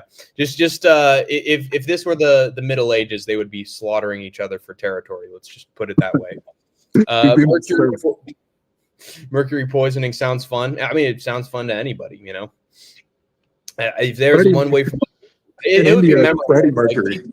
Yeah, well, he got poisoned with something else, and it wasn't a metal. It was with the butt disease. Oh shit! It was boy butt disease. That's where the Mad Hatter thing came from. Yeah, it was Alice in Wonderland, right? Oh wait, no, Mercury. Oh, that's right. Oh yeah. It's because the guy Lewis Carroll, who's also a pedophile, by the way. Lewis Carroll was, in Britain at the time of like capitalism and like peak capitalism, and working class was suffering, and he'd see people who would like literally like take mercury and they'd act fucking insane, and their hair was all over the place, and they'd look like 60 years old when they were 20. No. So what happened was the hats back then, in order to keep them stiff, they used to put a thin coating of mercury inside the hat to keep it from getting shit. And it would make everybody go crazy, especially the guy who made the hats. So they called him the Mad Hatter, because you'd go crazy from touching mercury, and it absorbs subcutaneously through the skin or transdermally through the skin. Wow. That's insane. Jesus Christ. Fucking. Yeah. I was trying to find out what's wrong with me, so I looked it up. No, I'm kidding. Yeah. Well, I mean, it explains a lot. There's a reason why. There's a reason why he's in his 30s and he's got gray hair. But anyway, I had this since I was like 12. It's the mercury ingrained in his facial structure and his beard hair. Freddie Mercury. Yeah, Freddie Mercury. The fun fact: Vinny was the one who gave Freddie Mercury AIDS way back then. He was young, he was confused, and hey, it was Live Aid. All right, you should have seen it coming. He got AIDS at Live Aid. Yeah, dude, he was just Freddie Mercury before he met me, but I put the "re" in his name. Yeah. I mean, after that concert, they renamed it Live AIDS in his memory. They used exactly. Dude, the fact that they called anything AIDS in the 1980s is really bad. Dude, there was literally, I think I've told you about this. There's literally a chocolate that they used to sell back then, and they were like, introducing AIDS, the absolutely scrumptious candy bar, including peanut butter AIDS, white chocolate AIDS. Like the majority of peanut butter AIDS. and we can't forget dark AIDS. Ooh, that's my favorite. Chocolate AIDS. It's the most common variety. Yeah. If there's one thing I can't get enough of right now, it's AIDS. Well, they said Here's the crazy thing. They say that I've been hearing this in songs for a long time, and I've seen proof of it that Anthony Fauci is the one who created AIDS and pushed it on people and everything, and then pushed like fucking medicines for AIDS on people. So it wouldn't shock me if they were trying to make like the public opinion of AIDS to be not so fucking bad. Because I remember Princess Diana just shook someone's hand who had AIDS, and it was considered valor. Huh. Yeah. Wow. Oh, yeah. She's Mother Teresa. She shook hands with the sick. What a lovely lady. Dude, what's even weirder? What's weirder is dude, I was just gonna say that Anthony Fauci's mother is Mother Teresa. Did you know that? Yeah. Wait. Oh, yeah, that's right. You told me that. Dude, isn't that weird? And fucking Mother Teresa is known for trafficking children. Yeah, she had some skeletons in her closet. She was not the saint that everybody thought she was. Oh, They used to like hurt kids with money. Ouch. They used. I wonder if she was on the island. They used to line hats with mercury. Release the files. We need to see if Mother Teresa's on there. They used to line hats with. Okay, so Woe Black Medi makes the good explanation. Made them mad over the long term. Crazy that Freddie headlined a show called Live AIDS. Exactly what I was saying. What's your favorite flavor of AIDS? Good question. I would say, I'd say Asperry AIDS. Asperry flavored AIDS is pretty good. And then let me see. I'm trying to think of some more clever puns. Damn it! If only Vinny wasn't muted. He would help me out right now. But I would say, fuck. Dude, how can I help you here? What? he's got the puns off rip. He can do some rapid riffing real quick. Let's see. I'm trying to think of anything that. Gay Ramel. I'm a big fan of Gay Ramel flavored AIDS. Caramel. Yeah, exactly. I like lemonades. Oh, there you go. There it is. It instantly came up with a better one. There's a great mini documentary on Mother Teresa called Hell's Angel. I heard Fauci's name means fight. Well, I mean, obviously, you probably have to be doing some fucking major linguistic studies right there to figure that one out. Etymology shit. Let me see what's in there. God damn it! I'm looking for more.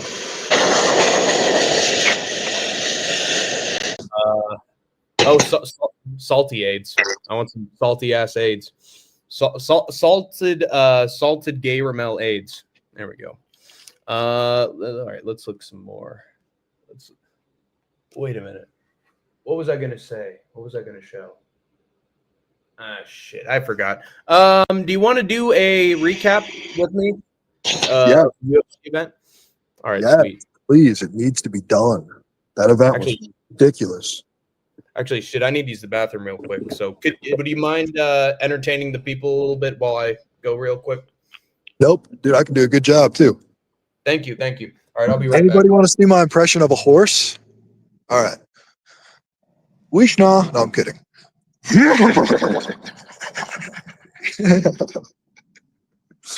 There we go.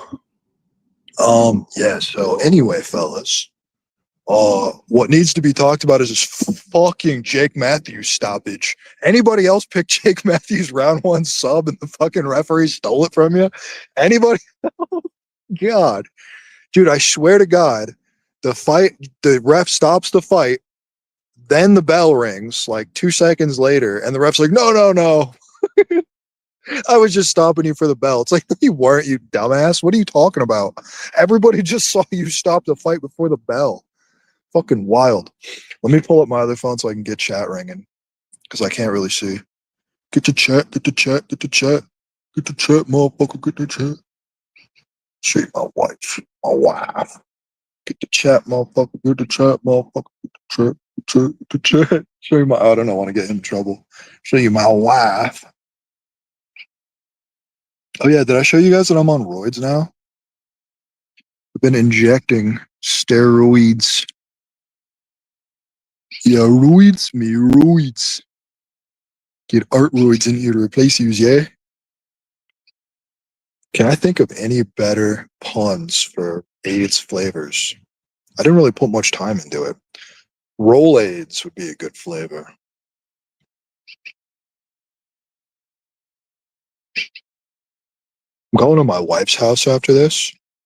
She got a bag of cocaine. And I'm supposed to bring mushrooms when we have some time. Dude, did I tell you guys that my new wife, she fucking takes a 2 gram dab with 2 Zins in her mouth and then doesn't call for anything and asks for another 2 gram dab. She's fucking wild. Yeah, smelly. Bang water, mercury poisoning. Oh, crazy that Freddie headlined the show. All right, I heard Fauci name means scythe. Fauci in Italian? I couldn't tell you, dude. You'd have to ask fucking Fraud Liano. Did you guys see I asked Fraud Liano to order a pizza in Italian and he fucking couldn't? It's fucking wild. Black Betty with the intelligent pick. We need to hold refs accountable somehow. Dude, we need to hold refs' feet over the fire. Every single time they have a bad decision, they either need to come up with some good reasoning or we need to kick them. You guys remember when Sal D'Amato did those crazy strings during COVID of terrible calls? And we told him to explain yourself. And his explanation for his terrible calls were, I artistically see something in the fight. You can't see it. I see it. My mind is truly an enigma, SpongeBob. Dude, Sal D'Amato's explanation for his shit reffing was so bad he should have been put in prison. In prison. These UFC refs cannot fucking even explain their decision making sometimes, which lets you know it's Vegas. She's a keeper. Dude, she is so fucking bad, bro. 5-time national Moroccan champion at boxing, international IBF champion. I try to get her to fight Giuliano's fucking fraud girlfriend, Aisha, that he's under contract with to have a girlfriend. And I'm like, yeah, baby, Giuliano owes me $1,000 and you can have that if you win against this girl. And she's like, $1,000? She's like, what else? I'm like, no, $1,000. And she's like, yeah, I was on a 400,000 for a $400,000 contract in Dubai. She said that she was fighting nobodies, no names for $800K to win in Dubai just very recently. So I could not get her to fight Fraud Liana's fucking contractual girlfriend. We need to bring back Mazzagatti. Yes, we do. We need to bring back Yamasaki and Mazzagatti and have them only ref Raja, Jamal Hill, people that we don't like in the UFC. We need like a B-League UFC that we could send all the people that can never be stars and just have them get destroyed by Mazzagatti's reffing. What do you guys think? Holy shooey. Yeah, and if anybody's never seen CTE Society, please go look him up on Instagram. We need to have CTE Society as the announcer. Oh my God. Mazzagatti, what are you doing? He's not dead. He's just pulling corpse guard. What's wrong with you? We eat those. And now Vinny's like, Shank's here. Alex showed up. Vinny has successfully taken this stream down. So I guess we're gonna have to wrap it up here, guys. Thank you so much for watching. I really appreciate it. What he just said, it took the stream down. I'm sorry, but I found hey, YouTube's gonna take us down for the no armpit farting allowed in the classroom. Oh God, Jewish slaughter. This is Charlie Kirk, man. You can't talk about it. This is Nazi on Jew violence right now.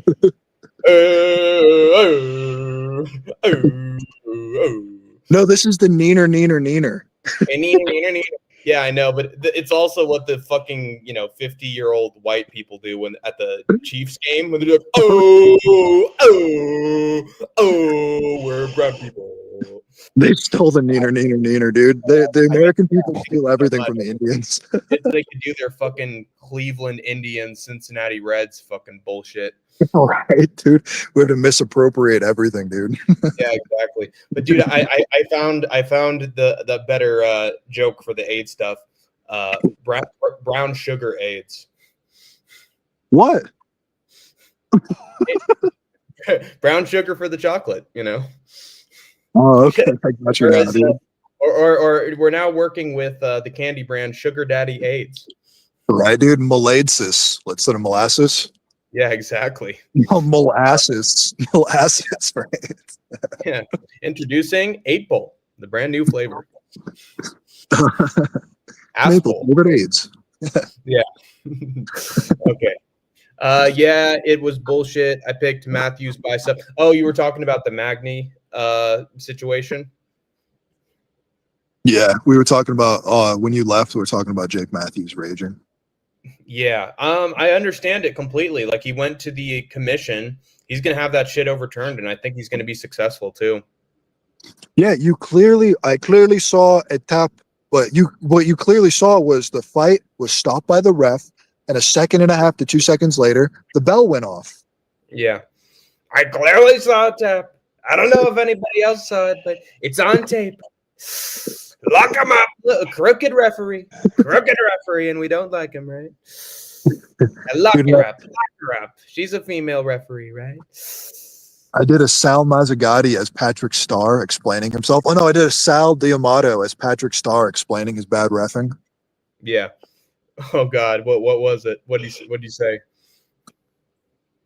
The inner machinations of my judging are an enigma, SpongeBob. I didn't say that, but I just thought of that. Do you remember Mazzagatti's like his explanation back in COVID time for his shit reffing? Do you remember what he said? Not Mazzagatti, it was Sal D'Amato. Oh yeah. What did he say? He's like, I have an artistic vision for what's going on here. You don't see what I see. I can't even describe what I see. I can't even describe what I see. I have concepts of a judging. I have concepts of a scorecard. Really great, right? And we're looking into it very closely. He was trying to make it like a fine art explanation or some shit. You know, art is fighting is like art. It's subjective. Okay. Judging is subjective. You have to open up your third eye and just not watch the fight whatsoever, and just assume who you thought won the round. I do all my blind. You know, justice is blind, so I actually put a blindfold around myself when the fights happen. I just listen to people. I listen to John. Is what they call me. I listen to the commentary talk about the fight, and they're very trustworthy for how a fight went. I listen to Daniel Cormier. I listened to Daniel Cormier, and when Bo Nickel got a takedown on Renier Dritter, I just thought he got a sub. He got the submission, so I counted it as a victory for Bo Nickel. Chael Sonnen, undefeated and undisputed, right? We need to hold Undisputed champion of the world. And I think that Trump can actually go for a third term. He can actually go for a third term. We can make it happen, guys. And the real question about Trump's presidency is, where does Kevin Lee fit into all this? Because that's what I'm wondering, dude. When I saw Trump's dick, I was fascinated by it, guys. I had to keep watching it. I watched it over and over. And the dick and the girth of it fascinated me. Because it doesn't look real, okay? And I honestly, it made me want to cheat on my wife. But that's beyond the point. The point is, It reminded me of the Kevin Lees of the world. Yeah. It reminded me of the Vinny the Guineas of the world, who I'm very close friends with, and I DM all the time, and I even mention him in my videos. We're close friends with me. We go way back. But Chael Sonnen go way back. Yeah, Vinny and 9/11 Airlines, also known as Chael Sonnen, thick as thieves. But he changed his name again. Did I show you what he changed it to? What did he change it to? Something unrelated, and now it doesn't look like him at all. Because I've been asking around for his information, and they gave me a different name for him, like a whole different account. Isn't that weird? Yeah, isn't that strange? Like he must have multiple Discord accounts. I called it from the start. We need to hold refs accountable somehow. She's a keeper. Yeah, I mean, dude, I'll say this, and I hope that people understand. How the fuck is Jason Herzog still a referee for the UFC? That dude's had so many screw-ups within the last 2 years. For the Zhang Weili fight versus shit. Who's that other isn't she like South Korean or something? I forget. Well, no, she's Chinese. What was her name? Xi Jinping. Oh yeah, of course, Winnie the Pooh. Yeah, right. God, what? Now I have to look this up. Fuck. It was at UFC 300. She's the other Chinese chick. Yan Jianan. That fight when she was clearly out, and the referee kept it going, and then she was literally put on her fucking chest and just kept getting hit in the head, side head, over and over and over again. No defense, no covering up, no getting back to her feet. The referee, Jason Herzog, still didn't stop it. She got finished twice. And meanwhile, dude, all Lewis has to do is just clip Towson Teixeira once. Oh, it's over. It's over. Stop the fight. Oh, Imavov caught fucking Cannonier with a right hand. Oh, stop it. Dude, it's because if you look how much that the UFC pays refs, they have to work like 6 different reffing jobs per weekend to make ends meet. The refs actually work for Vegas, you know? Yeah. And also they probably have no fucking sleep because they have to be in Asia in 2 hours after they're done with their fucking with their LFA job. Like, dude, so on May 30th, Chael Sonnen sent me another message from a different account. From a different. You want to hear the second message? I don't even know if I showed you this one. Yeah, let's hear it. This was right after I deleted Discord on May 30th. I'm coming and I'm crusade. I'm going to reclaim the Holy Land in the Middle East. This sounds message has been approved by yours truly. That's pretty Chaely. Yeah, but dude, I got to be real with you, man. You know who I heard use that exact same voice changer? Who? Deadpool. Dude, I've been asking for his info, and his info is different than both of these accounts, though. And who was Deadpool? When he was trolling me in Discord. But this is the original Chael message, and it doesn't come from 911 Airlines. It comes from Agent 47 Chica. Agent 47 Chica, interesting. How the fuck would Chael Sonnen know who Chica is? Well, because he said that he says that he's basically Chael's nephew, and he's in a Discord that is got Chael's like family in it and Chael. Yeah. But basically what I'm trying to warn you of is that I've heard that voice before, and it came from Deadpool, and he sent me a voice message like that. So I'm just letting you know. Really? All right, listen, tell me what you think, dude. Hey guys, it's me. That account is up. Me, my nephew was warning me. Do you want to say hi, son? No? Okay, you have to room. Guys, sounds like that's not me. You report, ban that account. It is not the undisputed champion of the world. Godspeed. Dude, that sounds just like Chael Sonnen, dude. No, it sounds like nasally ass Chael. He sounds so fucking nasally. It sounds like he's eating food, and he's got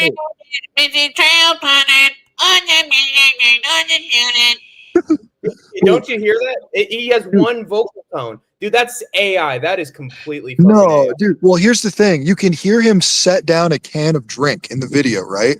And then he makes a video in the morning about the same topic we were talking about on that stream, the guy who committed suicide, his best friend.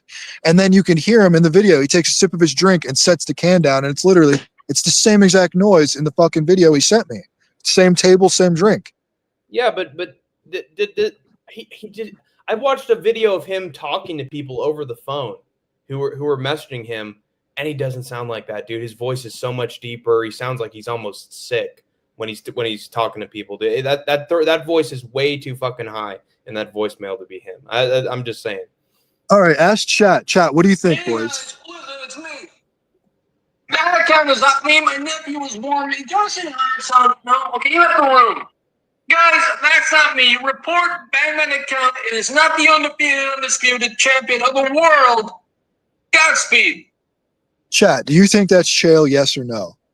He says that Chael Sonnen's community, or Chael Sonnen's nephew is in his community, but I think this is actually Chael Sonnen's nephew, and he's just trying to hide. Mazzagati's the only ref to point to the floor in a fight.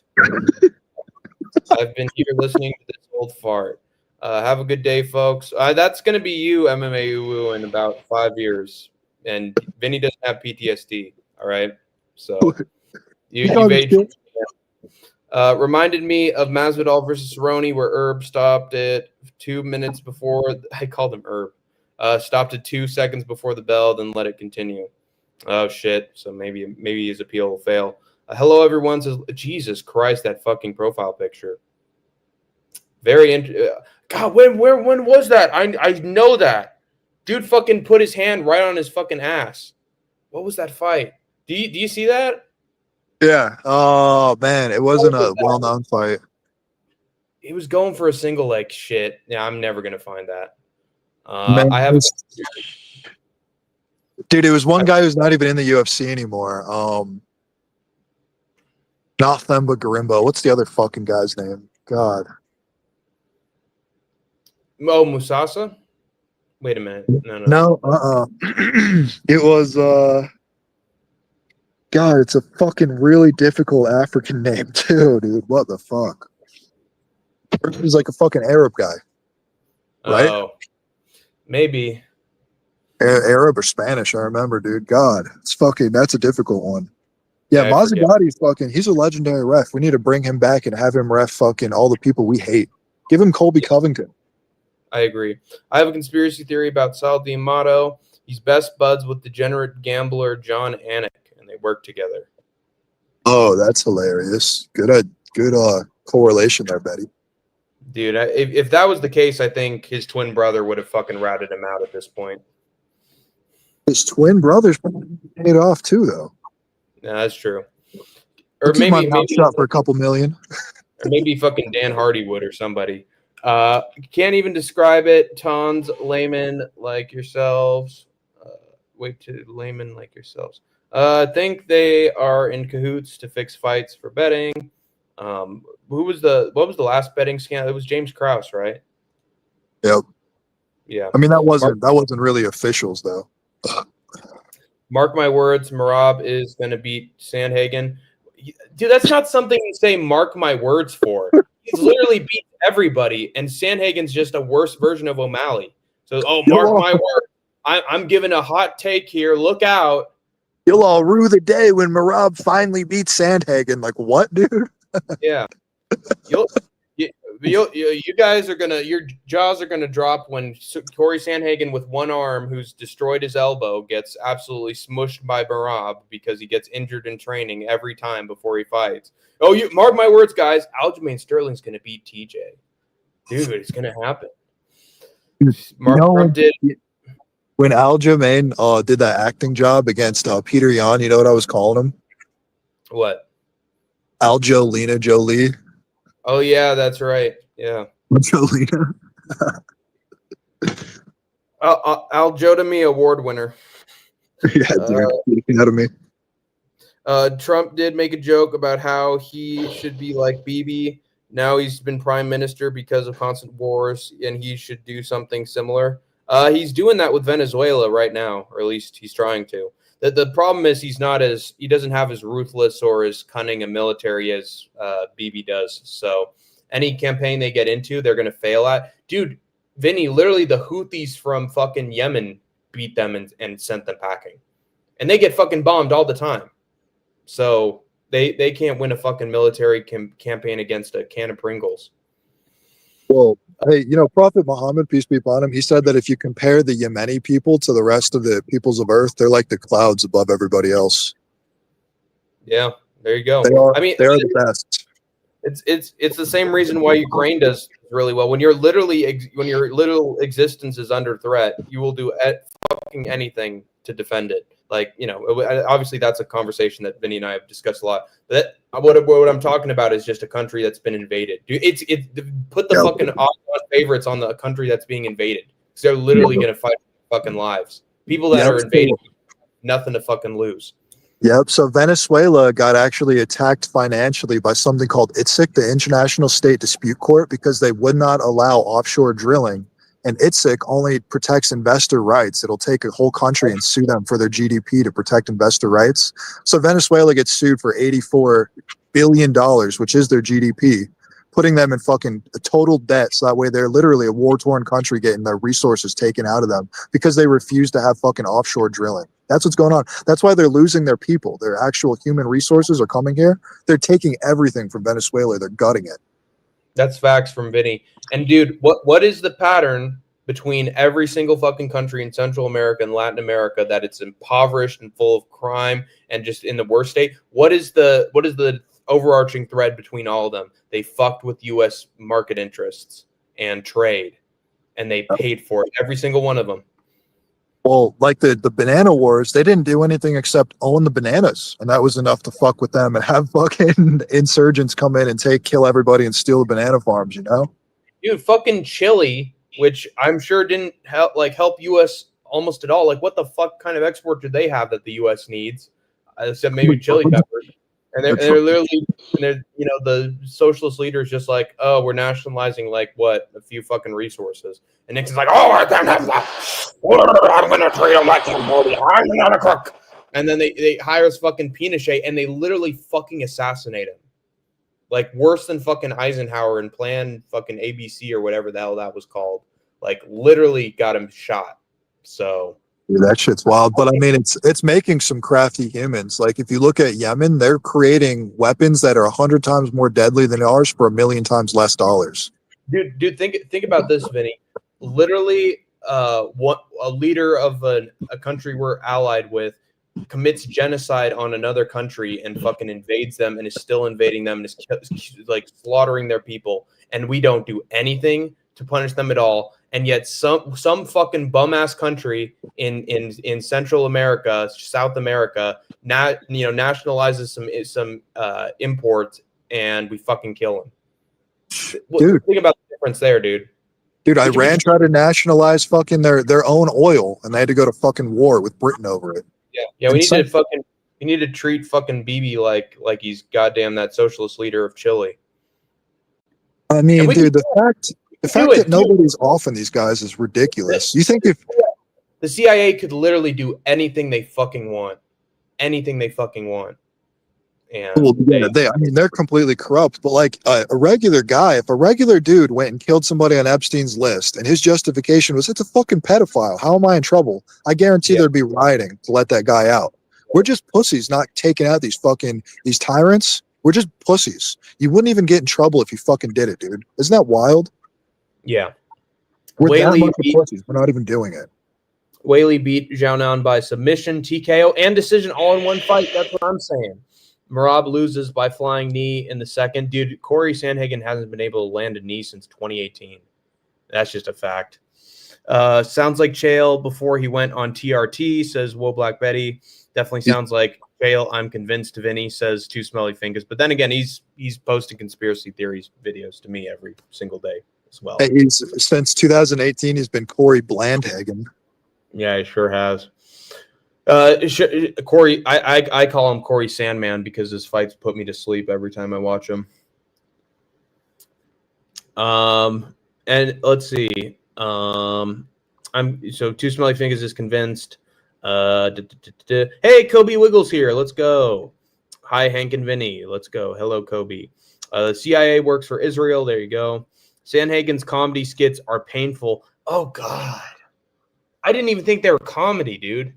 I thought they were just literally every video that Sandhagen does is just him standing in front of a camera in like a fucking gym with a mat underneath him. Be like, hey man, I'm really proud of you for your win. Great job and congratulations for me, Corey Sandhagen. Let's fight. All right, I'm not booked. Let's just fight right now, okay? Please, just give me a chance. I want to fight you. That's what his videos are. I fucking hate. He's shit. So I hope fucking Merab schools him. Facts, Vinny. Although I am, I'm sort of happy for him that he finally got his title shot. Because let's be real, Sandhagen has been in spots where he's deserved to fight for the title like 2 to 3 times since his last title fight. So, anyway, let's see. He pretended that he used to be homeless for a comedy skit. I didn't get it. Oh boy. Oh, mocking the homeless people. This is now my impression of Corey Sandhagen. Hey, you're a bum. Hey, why don't you get a job? You and your dog are just, scrounging for scraps. Get a fucking job, you worthless bum. Hey, how about I stab you in the liver a few times? Why don't you get a job?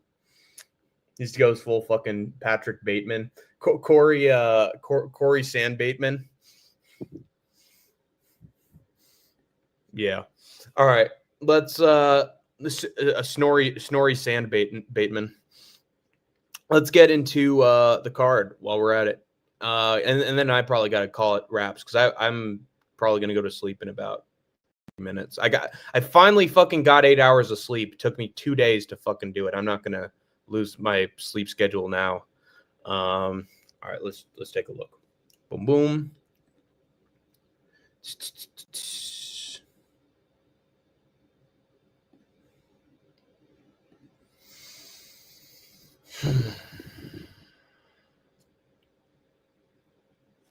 Fucking ads. Okay. Should be here.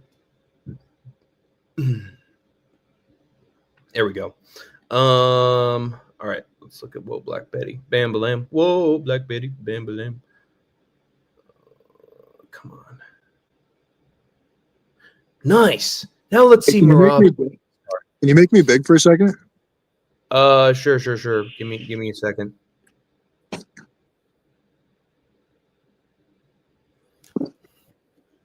There we go. Took him years to master the art of the dab. Now he's here to show you. You know, when Vinny takes a dab, he looks like Chris Angel performing one of his magic tricks.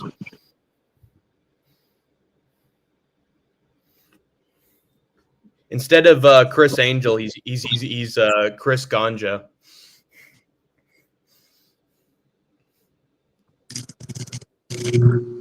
Wow! It's a me, Ganja Mario. It's a Vinio. And me, Vinigi. Linguini. Oh, I don't know, Mario. Oh, I'm scared. Come on, bro. It's the Super Mario Brothers Super Show. With the Mario Brothers go again. Go see what went down the way. It's Koopas and Troopas and Bowser Super. Don't go on and fuck with the brothers. Have a rotten day. It's a me, a Wario. It's me, Captain Lou Albano from the WWF, playing Mario, and you're watching the Super Mario Brothers Super Show. Come on, paisanos, do the Mario, swing your arms from side to side. Come on, let's go, and now do the Mario. Take one step, and then again. Come on, the Mario, everybody now. It's the Mario. Why was every Mario spinoff so fever dreamish? It's because that literally, like, movies were just catching up to video games, and they're like, oh no, we don't just like treat it like it's a book and just adapt some of the visuals. Now we have to make fucking turtles into live actors and we have to literally turn Bowser into a live actor. Like no wonder it looks like it was on drugs. They just basically took like video game characters and just made them into giant fucking human suits. It's gross. Yeah, right. It was gross. Yeah, fucking dude. The Super Mario Brothers movie is one of the worst movies of all time. It's not even close. So good. It's so bad. It's good. Yeah, exactly. Imagine you're a little kid and you can't even be like, "What the fuck am I watching, Mom and Dad?" Like, it's so bad that even Chris Pratt acting in the main role as Mario is better than what they made in 1991. Chris Pratt as fucking Pikachu was better. Yeah, exactly. Imagine oh god. Oh my Sonic god. was better. Oh my god, I forgot there was a Detective Pikachu movie. There were two of them too. I couldn't watch it, dude. It was too cringy. Dude, that's a fucking fever dream, dude. That was so fucking cringe to me. I legitimately forgot that existed until you reminded me. Dude, the worst one was the Sonic live action. Oh yeah, well I know that one. And dude, like literally the character design for the CGI Sonic was so bad. The fans literally made them change it on Twitter. Yeah, it literally looked like the fucking, you remember the honeycomb mascot? Yeah. Oh yeah. I sent him to you. Right. I'll pull him up so you can see. Nobody knows I about this guy somehow. I'm like the only Yeah. guy who remembers his existence, but I'm going to show you. This guy needs to be talked about because he's exactly what Sonic looked like. He's exactly what a lot of people in this community actually look like. Imagine the laboratory. Yeah. Ugh, God, that he does look just like that. You're right. It's the fucking Sonic guy. I was the only Uh, person saying that shit back then. Imagine he looks like a fucking bad.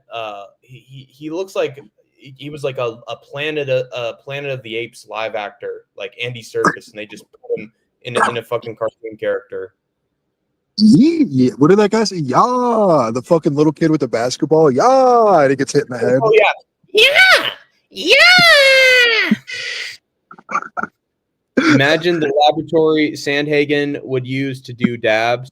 No, dude, that he'd be too busy reading his fucking weeaboo Japanese books to do drugs. Yeah, dude, I read The Art of Nar. Couldn't read this Yeah, book. literature is my drug. Didn't Ryan Reynolds play Peak? Oh yeah, it was Ryan Reynolds. Yeah, it was. They look the same, though. It's basically the same person. Yeah. It's Chris Yeah. Pratt. But you know that Corey Sandhagen lives in my city, and the gym he trains at is like walking distance from me right now. Wow. Well, I mean, you know, dude, imagine if you fucking chinned Sandhagen sparring him in the gym. Dude, It's the a money that's 145 on would fucking double. Dude, I would absolutely. I would drop him with a jab. The first jab I threw. He's like 120 pounds, dude. Yeah. And then Vinny would film him just shoving his fucking fist up his ass. Yeah, dude, it'd be a major fisting. Jim Carrey as Eggman. Oh, you know, to be fair, Jim Carrey actually acted the shit out of Eggman. And he's actually not bad at being funny as Eggman. That might be the one grace of that franchise. Dude, I called fucking Brutally Honest. I called him Dr. Roblotnik, Dr. Redbotnik. Dude, I was going in on him, dude. I can't remember him all, but I was going in on the fucking ass. He looks like Dr. Robotnik, doesn't he? Yeah, I mean, it looks like you were being brutally honest to brutally honest. Yeah, dude, I called him Dim Gaffigan. That one's pretty good.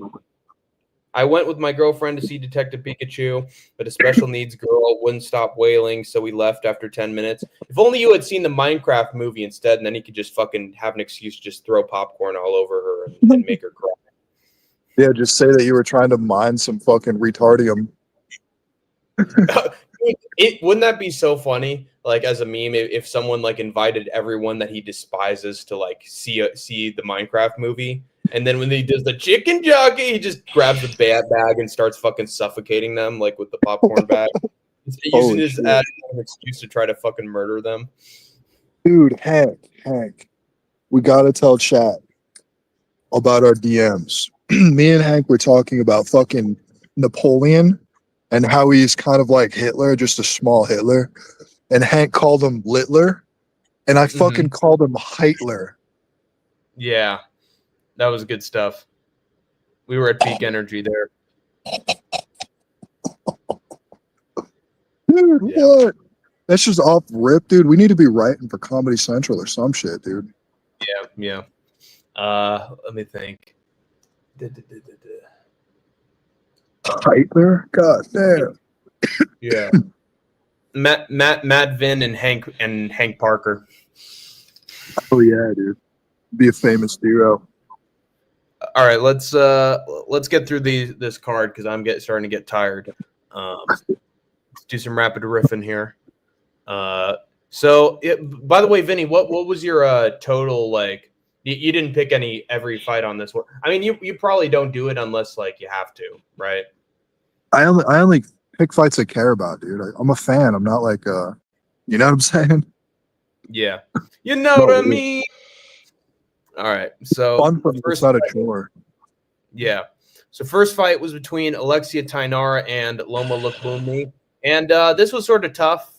I didn't watch it, but if I did, it would have been tough to watch because I'm actually a fan of Loma Lookboonmee. Like she's a Muay Thai atom weight, fucking competing at straw weight, and her style is pretty fun to watch. But Alexia Tainara is just a different beast entirely. Tall as hell, long ass reach, fucking spider monkey on your back, and on the feet she was just beating the fucking shit out of Loma Lookboonmee.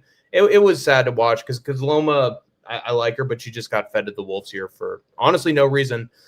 Vinny, what do you think? Like, because a lot of people don't agree with me, but I do like the format of like if you lost your recent fight, you know, you take on someone who's got some momentum, and like if we really don't like you, then we'll put you up against a prospect. And I just hate it when it's like, oh hey, you're on a fucking 4 or 5 fight winning streak. Let me just put you against a fucking killer so that you can lose all your momentum, and then in your next fight you'll get cut. How does that sound? But before this fight, we all kind of thought Loma Lookboom was going to do it. Like, I didn't think so. Because I mean it was close. Like she was like 65-35 in favor of Alexia, but the ones who knew were like, oh, this chick's fucking huge compared to Loma, and she's a grappler as well as a 6 striker. Like it was problems. And it's just tough for her because, dude, like if WWE, I mean, Jesus Christ, UFC, I mean, they're all owned by the same fucking Jew, so you know. But yeah, but if UFC had an atomweight division, Loma Lookboonmee would be the fucking champ of that division. yeah, she's got skill. I mean, she's not like a bum at all. And for girls, No, that's saying something. Yeah, but see, I hate the matchmaking of like Cameron Simon versus fucking Peyton Talbot. Like, I agree with your matchmaking point. Your matchmaking point on the money, 100%. But Loma Lookboom, she's like a fucking like a Joshua Van. You know what I'm saying? Yeah, exactly. She's good. Yeah, so I didn't understand at all why they would put her up against a 12-1 fucking dangerous psycho killer on the feet and on the ground. Bro, Like, but there's little man skill involved here. I don't blame the UFC here. I agree with your point on matchmaking. She should have been giving somebody else to like kind of like a feeder victory to just keep her. She was ranked. Keep her momentum going. She was literally ranked. Why would you want her momentum to keep going? It's like Instead, you're giving someone on their fucking debut. It's like literally, it's like the female equivalent of Curtis Blades versus fucking what the fuck was that guy's name? I forget, Kisnev or what was it? You remember the fat fuck that Curtis Blades had to fight, and literally they had to stretch out the matchmaking for like a year. Kuniev. Yeah. It's like giving number 6 in the world at heavyweight Kuniev. You know, like makes no sense. Literally, you have to be. I agree. Loma though, she should have honestly schooled, but I mean, you got to remember in women's fighting that it's whichever woman has more testosterone is the winner. Yeah, it's not about little man skill. Will Black Betty with the pun of her own, Whittler for the jokes. He thinks you're Whittler. Grazie, dude, that's a good one. Hell yeah. UFC wants Alexia to be ranked. I mean, clearly, but I just don't like. I don't like selfish matchmaking, like in sacrificing logic for matchmaking that works for you. Like unless you got literally 1 in a million, like this person's going to be, they're going to draw us money for like the rest of our days. Like you can't be doing that shit. Rizvan, yeah, that's right. Anyway, yeah, this was sad. And I predict it's all just going to go downhill because Loma Lookboonmee's tiny and they're just going to keep giving her killers. But because dude, it happens. Sometimes you're doing really well and then a great prospect beats you and then they just give you nothing but tough competition after that. She might figure out big people though. I mean, yeah, she can. This is a learning experience. She didn't get finished. And Alexia Tainar is a finisher. Anyway, the next she's on the sauce, dude, and she's like she's a guy, dude. Yeah, there's something wrong with it. She's got that Gene Silva kind of like, I'm just gonna do this even though the camera's on me and I don't give a fuck because I'm retarded, and then I win the fight dominantly, so therefore it justifies how retarded I am. Like literally, she just danced. She danced for like 10 fucking minutes to the cage against Molly McCann. And then she beat her, and then it's like, oh, okay, all right, we're gonna just forget that you danced like a fucking spaz for 10 minutes, walking all the way to the fucking. This lady's got like a worm in her fucking brain, dude. She's like RFK Jr. Dude, it's honestly because, so look, dude, all of these people. She's Brazilian, right? Mm-hmm. So here's the main problem. If you look up right now, does drinking alcohol cause women to produce testosterone and androgen? AI will tell you yes, it does, even in small amounts. So Yeah. here's the crazy part. When you grow up in Brazil, where it's a part of your culture to drink since you're like fucking 12 years old, these women develop serious testosterone and estrogen. If you listen, look at all of the male Brazilian fighters. They all have that that high pitched, man, you know what I'm saying? Even Aljo, dude, all the fucking I love you, Mike. I respect you. I love you, being. I Dude. love you. Silva, right, dude? Yeah. If you look Yeah. at does alcohol cause men to produce estrogen and female hormones in Google right now? AI will tell you yes, it does. These people that are raised drinking alcohol from a young age have these really inverse roles. So that's why you should always bet on Brazilian women. And if you look, the greatest of all time women fighter, dude, it was two Brazilian women fighting it out. Fucking Cyborg looks like a goddamn man. Even Dana White commented how much that looks like fucking Vanderlei in a wig. In a dress.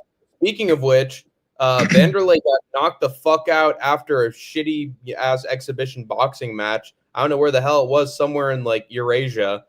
Some brawl started out like they were like fucking Timu McGregor versus Khabib, and then some security guy just hit him with the perfect right hand. Like it literally, like if you slowed it down, it still like only takes a second. And he just fucking It was just slumped such a perfect little tap that you couldn't even tell. I saw the perfect angle of it on Six Drills, where it was like dead on of looking at Vanderlei's face.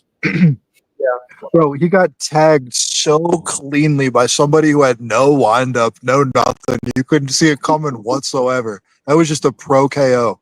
No, dude, I swear that dude was watching fucking Dan Henderson fucking tape. Just like, I know how to catch him. I'm gonna clip him, all right.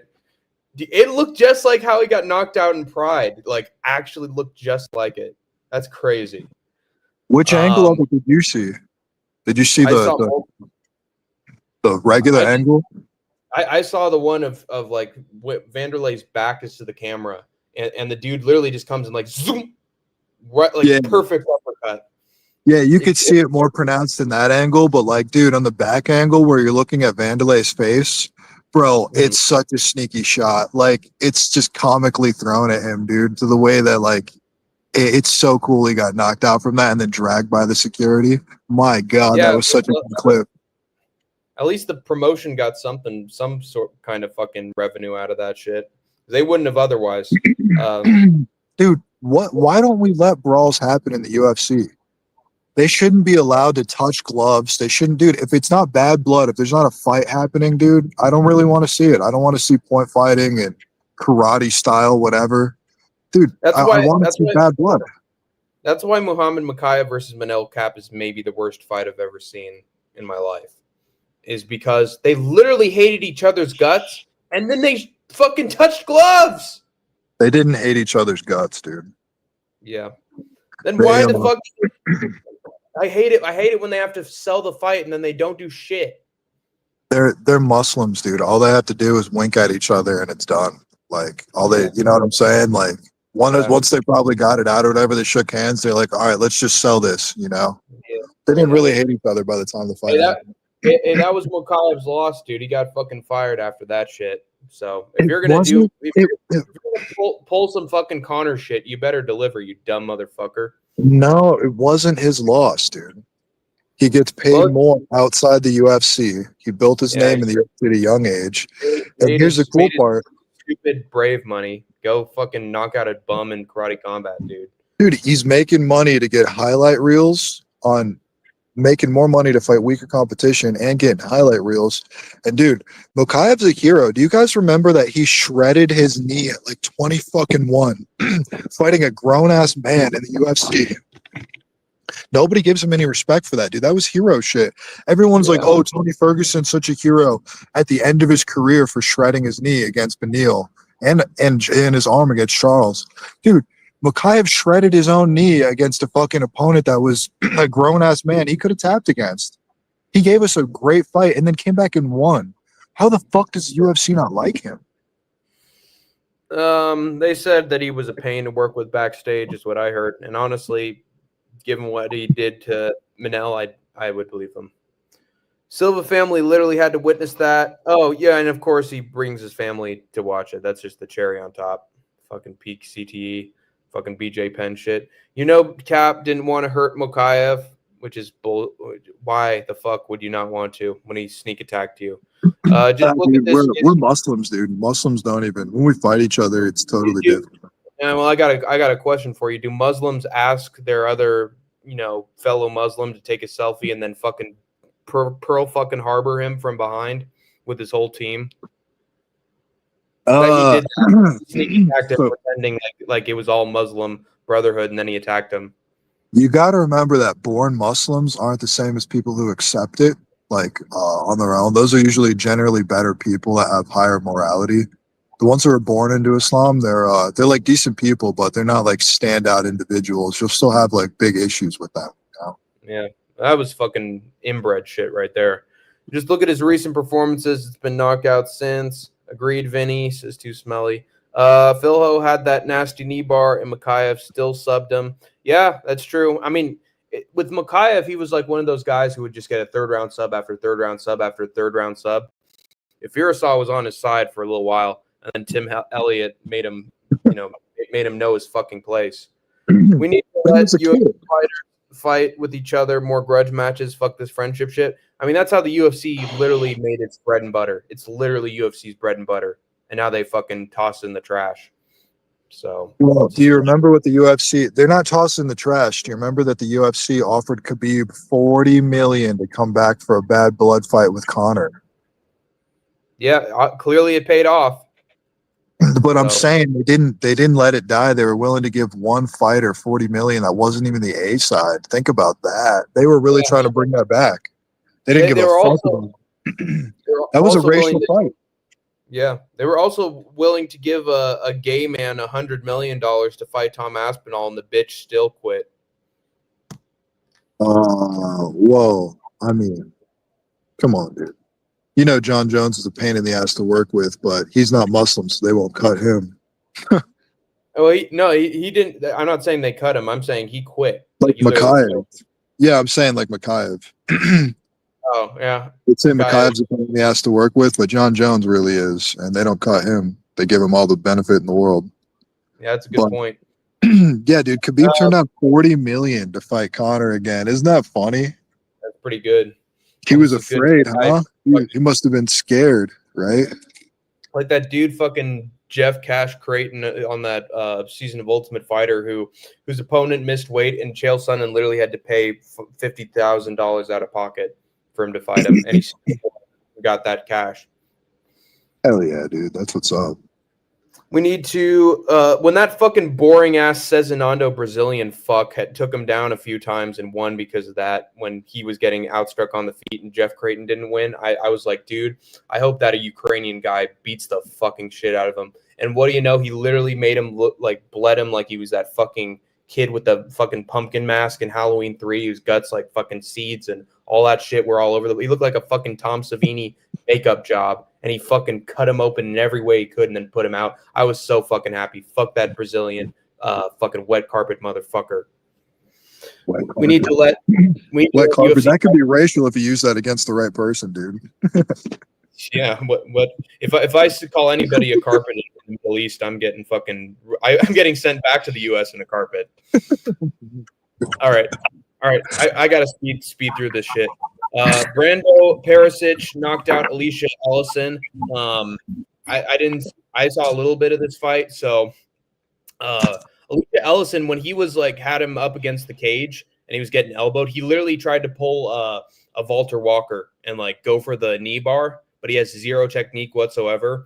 And then ended up on his back, and then Perisic just hit him with a few fucking ground and pound shots. And I was so happy when he knocked him out on top position. I miss the old UFC when literally if someone had the other guy like on bottom and he threw a few punches, his head bounced off the mat and it was over. Like, people don't know how to finish on the ground anymore. Like now you have to hit somebody with a million fucking elbows to knock him out. You have to put him in a crucifix. And back in the we'll see, dude. Because throw a few fucking looping hooks and he was done. Well, you got to remember, dude. It just the 10 to 6 elbows or 12 to 6 elbows just got reinstated. So we're about to see a lot more finishes on the ground. That's a good point, and I'm gonna be super happy about that, dude. Some of my favorite Pride KOs are just them fucking bouncing dudes' heads off the mat. Dude, all That I'm shit- gonna say right now is that Hamzat no longer needs to put somebody in a crucifix. Islam no longer needs to actually like choke somebody out. They can just take you down and finish you with elbows like Armin did to Jose or to what's his name, Joel Alvarez. I think 12-6 elbows were legal when Hamzat fought DDP. Yeah, but not implemented yet. It takes a little bit for fighters to actually like build a strategy around them. Because you have to Yeah. remember when you take somebody down, it's always position over damage. Always, you have to Yeah. keep your position. You learn that. Chimaev was playing safe though, and which I get, I totally get, but he was playing safe to make sure he didn't break anything.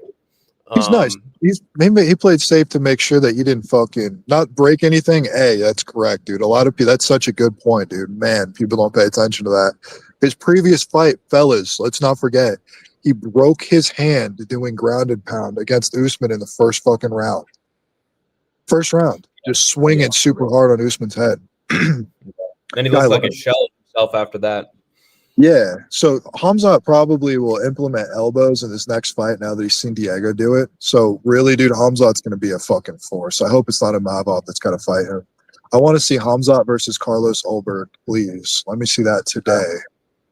Speaking of a fighter who is supposed to get a round one submission, who looks fucking rotten and gets wobbled all the time on the feet and needs to get the other person down in order to win, we have Michelle Montague, Australian fighter who let's get a round one sub. I called round one sub, and instead she was just getting fucking rocked and clipped with fucking every single punch that Luana Carolina was throwing, and then she tried to just then she hit Luana Carolina with pedigree like her protege Kayla Harrison, also known as Triple H. And she hit the pedigree on her, and she kept her down on the mat. It was just striker versus wrestler. Oh, I'm absolutely dog shit on the feet, so I need this takedown or it's over.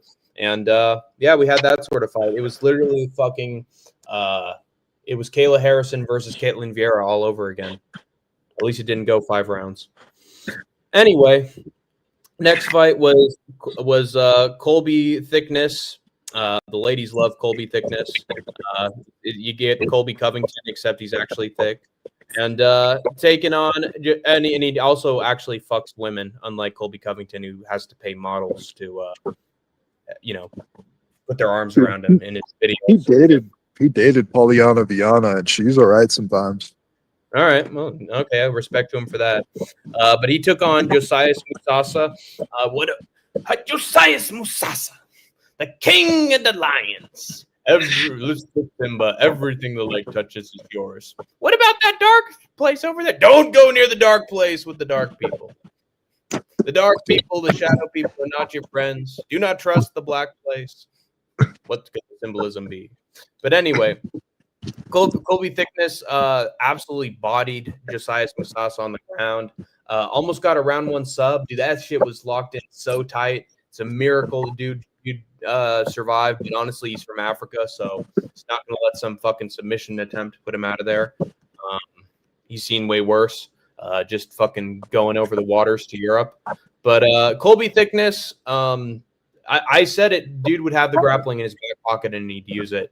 And what do you know? He did it. So good stuff. Josiah Masasa is just absolute dog shit.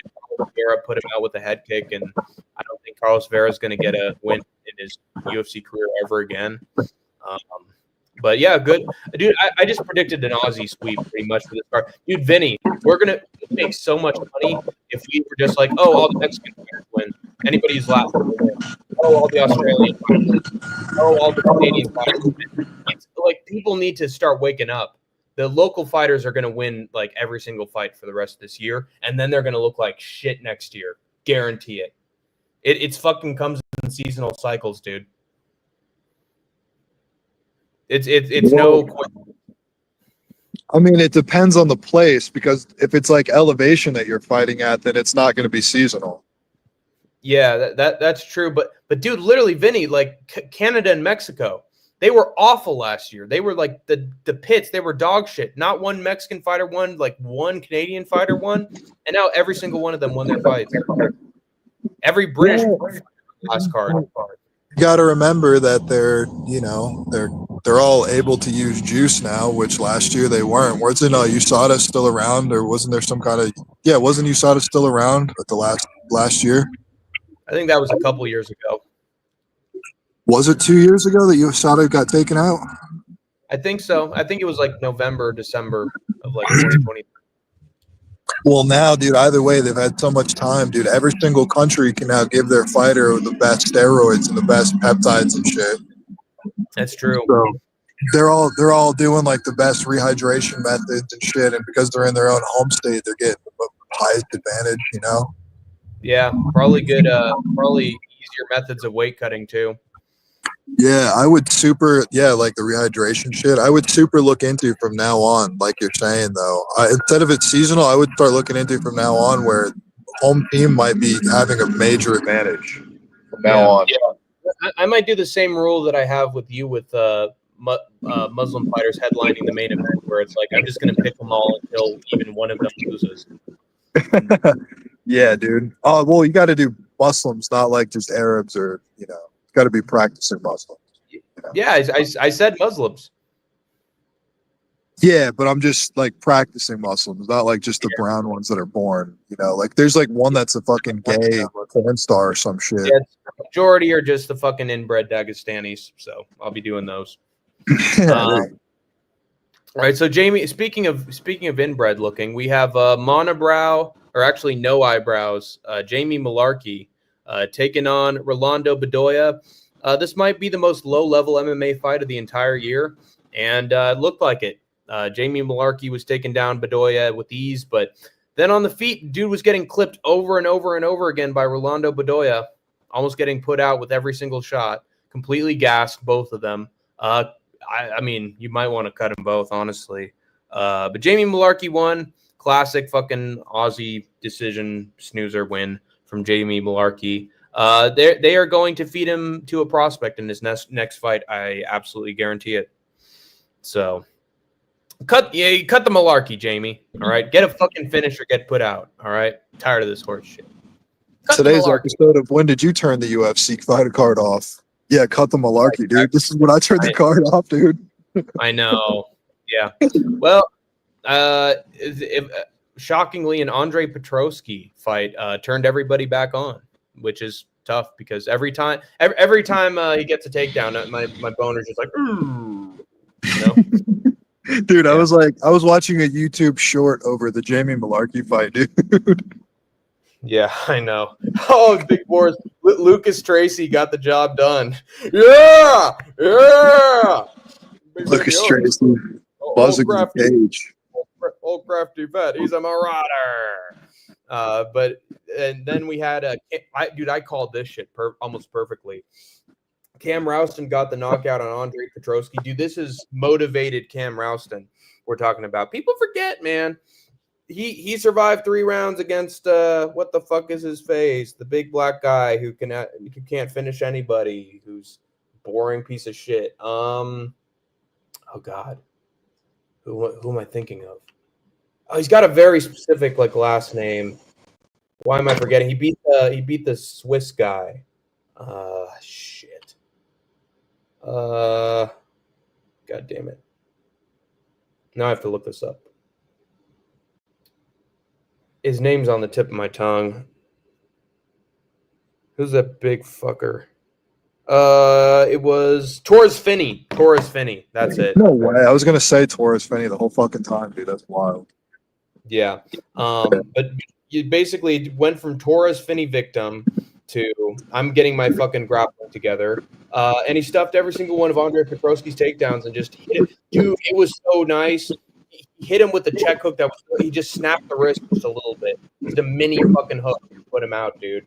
That's precision, man. That's years of kickboxing experience coming into play. It's like that dude, Ju Sung Yu, the fucking Korean zombies protege, putting out that fucking Nuerden Beke or whatever the hell, or Saragi guy, just with a little right hand. Boom, little right hand, boom, flatlined. Like that, I love that shit. Like that's the kind of like phantom punch where you're like, dude, did he even hit him with anything? You know, that's it. Just insane like technique when you can just hit somebody with something checked that's tiny, you can put him down. Yeah, true. Right down the pipe like a piston. Yeah, but he dropped Petrosky elbows and Cam Rouston, dude, 2 finishes within like a couple months, and this guy is now like top 20, top 50 in his weight division just off of this alone. So Cam Rouston, dude, I picked this guy as an underdog for Contender Series and picked him as an underdog here. He keeps fucking cashing. I'm calling him Cashin' Cam Rouston, dude. He's my fucking golden goose. So I'm gonna keep picking this guy until he loses. Hey, did anybody check his grappling though, brother? Well, Andre Petrosky is a wrestler, and he didn't even have the time to like really test it out. So we'll see. That's what I'm saying. Petrosky always gets hit. Dude, Vinny, this guy literally got knocked out by a hip bone. Do you remember that shit? Yeah, I know. Petrosky's he's a total bitch, dude. Total pussy. Yeah, I don't think his chin's made of glass. I just think his brain's made of glass, honestly, which can't be good for you. He drinks a ton of alcohol. Yeah, he's got fucking he's got what? Oh god, I was just thinking of it. Oh, he's got Vicente Luque brain. That's what I was thinking of. Anyway, next fight was between, dude, I am so pissed I did not pick this by decision. I should have went with my gut that this dude is not a prospect. He's fucking Pennywise the Dancing Clown if he haunted Australia. Dude has no finishing ability whatsoever. Couldn't fucking finish a ham sandwich. Dude is fucking the worst. He's literally the worst. He's just a little better at striking to get by. He's worse than Izzy. He's literally worse than Izzy on his worst fight. Like this is just Izzy versus Cannonier every fucking fight. And I want this dude to get slept so badly. I'd literally give him Pereira so that he could get put out flat and just fucking a few ground punches afterwards. Fucking end his career. I hate this Weasley fucking Pennywise motherfucker. Hate him. Literally every single one of the worst aspects of city kickboxing is literally, if it was in a human form, it would be this guy. I want to do what Guru did. Put a fucking bounty on his ass. Israel Circus Sonya. Yeah, exactly. Fucking yeah, Navajo. Dude, he ain't no fucking Navajo, dude. He's ashamed of the fucking Indian heritage, man. He's no warrior. I thought he was going to do well. I thought he was going to do all right. Yeah, he did all right. He did. I mean, there are other synonyms for all right, which are okay and mediocre and in the middle and not, uninspiring. That's what happens when you train with Izzy. Yep, perfect. Couldn't have put it better. Big Boars. Tom Nolan took on Charlie Campbell. I'm also proud of this pick. Picked Nolan by decision, but he got it done via submission. Literally, all he had to do was just take Charlie Campbell down. Got the rear naked choke. Although he did get fucking clipped pretty clean on the feet, which shows that if Tom Nolan took on Trevor Peek, Trevor Peek would have beaten him so easily. Trust. MMA math, dude. This guy, he beats the shit out of Charlie Campbell and only gets taken down, and that's why he loses. And then Tom Nolan gets fucking caught flush by Charlie Campbell. Bring back Trevor Peek and put him against Tom Nolan. We need Trevor Peek to become the UFC lightweight champion really quick. Fucking backwoods Arkansas boy. Give him the belt, Dude, man. I want to see Trevor Peek in like bare knuckle or something. He could be like champ there. Oh my god. Dude, that would literally be the best thing ever, dude. He'd literally be the next Mike Perry. Yeah, pretty much. What a comeback for Nolan. Evan Elder was supposed to fight Nolan and was in Campbell's corner. Well, that explains why it looked like absolute. Actually, that doesn't explain it because Evan Elder's a great wrestler. I guess Campbell didn't learn shit. So there you go. Then we had Neil. Oh boy, here it is, folks. The fight of much controversy. Neil Magny gets the round 3 Darce choke submission over Jake Matthews after he seemingly went out in round 1 and the referee called it early. And yeah, fucking ruined my actually it didn't. Thank God it didn't, because I still ended up in 3rd place on the predictions tracker and gained subs from it. So honestly, no skin off my nose. But honestly, you know, if I'd have gone with Olberg and you know and not picked anything else differently, and that this fight turns into a no contest, it'd be my first fucking sweep I've ever had.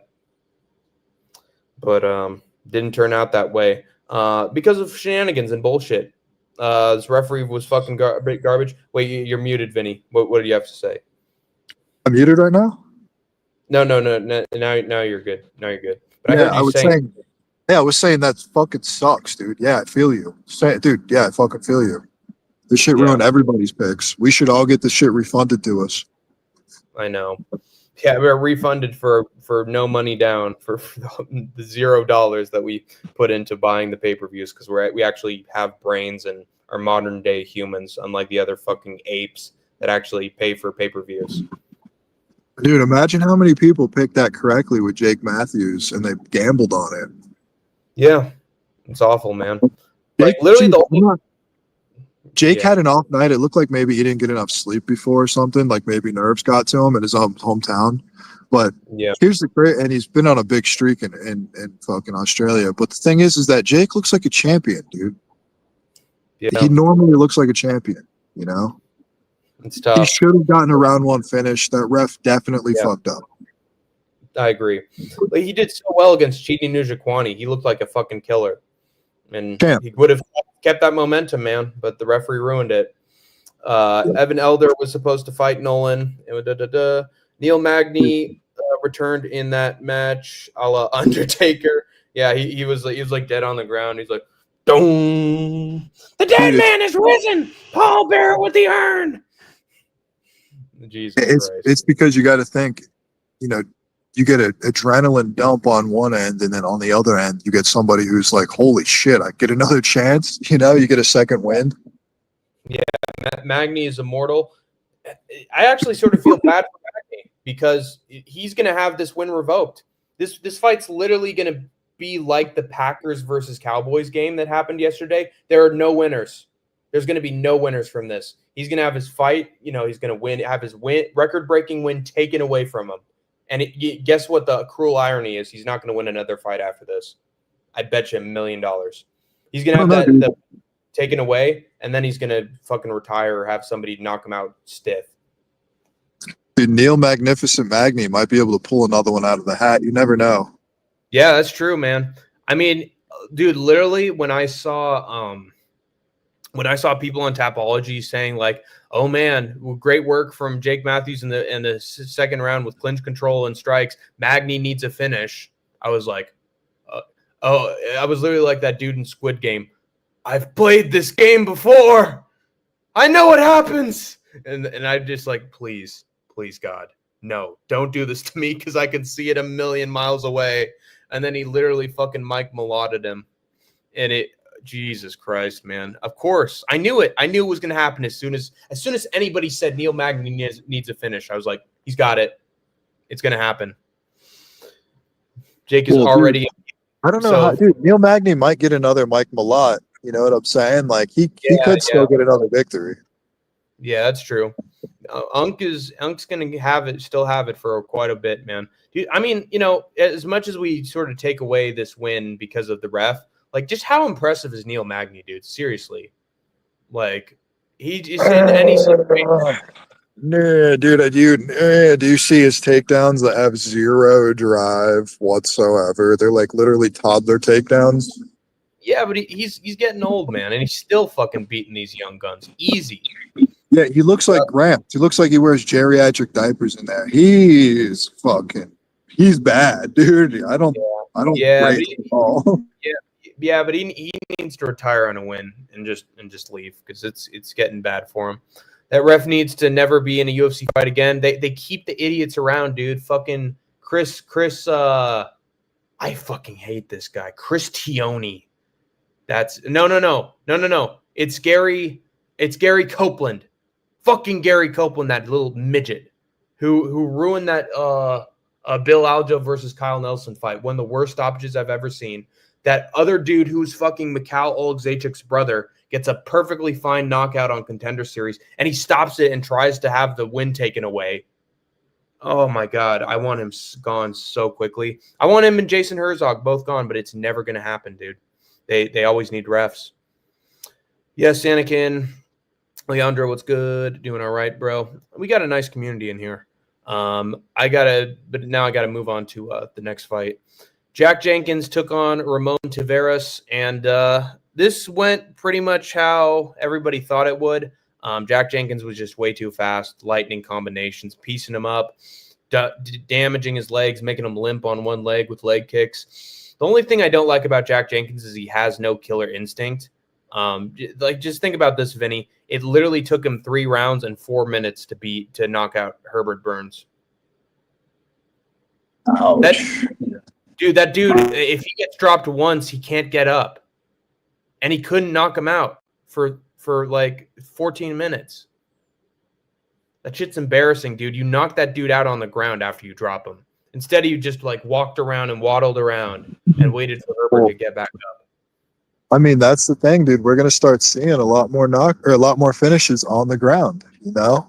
Yeah, but no, it's not that, dude. It's that Jack Jenkins doesn't even want to engage. Like literally, he'll just stand around, man. It's bad. Like he's gonna lose fights because he's gonna pull some fucking Jalen Turner shit, where he's gonna knock Moicano down and then like just turn around and be like, "I won." You know, he's that kind of dumbass, dude. I mean, Moicano kind of. I don't kind of blame him for, or not Moicano. What's his name? I don't kind of blame Jalen for that, dude. I mean, you could kind of see where he was coming from with that, dude. He really dropped him with one shot, and it looked like it was going to get called off. Yeah. Well, the reason why he did it was because he wanted that bonus. He wanted that 300K bonus. So he literally like walk-off KO will make sure I get a bonus. And it completely cost him. You know maybe who he tried to force it. He might have tried to force that for sure. Yeah. They should have just given the 300K to Money fucking Moicano. It's literally in his name. And he's a perfect comeback, knocks out Jalen Turner. First knockout of his entire fucking career. Yeah, come on, dude. His name's literally Money Moicano. Jenkins nearly KO'd Gabriel. What was that? Remember he turned down 250K from that lawsuit against the UFC? You know what I'm talking about? I don't know what you're talking. Was that Moicano? Wow, yeah, dude. So Moicano, dude, they're doling out $250,000 to all the UFC fighters that fought before 2014. Oh, yeah, that's right. So he took 250K from that? No, he turned down 250K, and the UFC didn't give him that 300K bonus. Oh, dude. Isn't that fucking shitty? They didn't even take, dude. It's like he got double fucked there. He could have got that. He should have got both those monies. Yeah, he should have taken that 275K for all it was worth. But then again, if he did, he probably wouldn't have gotten the spot against Islam. They'd probably be like, "Oh, this guy stole $200,000 from us. Fuck him, we're punishing him." Because he wants to be champion. Like he wants money, but let's be real, he wants to be champion. So who else would have gotten that, Beneil? Yeah, dude. I called that, by the way. I called Beneil Dariush beating him by decision. Like I was literally on Moicano all day, all year for months because that shit got rebooked. And people were like, "Oh yeah, Moicano's gonna destroy him. Give him Moicano." I literally I might have fucked him because I said in Moicano's live chat, I was like, "Dude, you versus Beneil Dariush would be a perfect next step for you." And Moicano was like, "Yeah, he's a good choice, my brother." Fuck you, Hank the Tank. Listen up, motherfucker, Money Moicano here. Let me tell you something, brother. I want Paddy Pimblett. I want to fight Paddy Pimblett. Dana White, make Paddy Pimblett easy money, my brother. Dana White. And let me tell you about Emmanuel Macron, my brother. He fucking Satan worshiper burning down the fucking cemetery grave, my brother.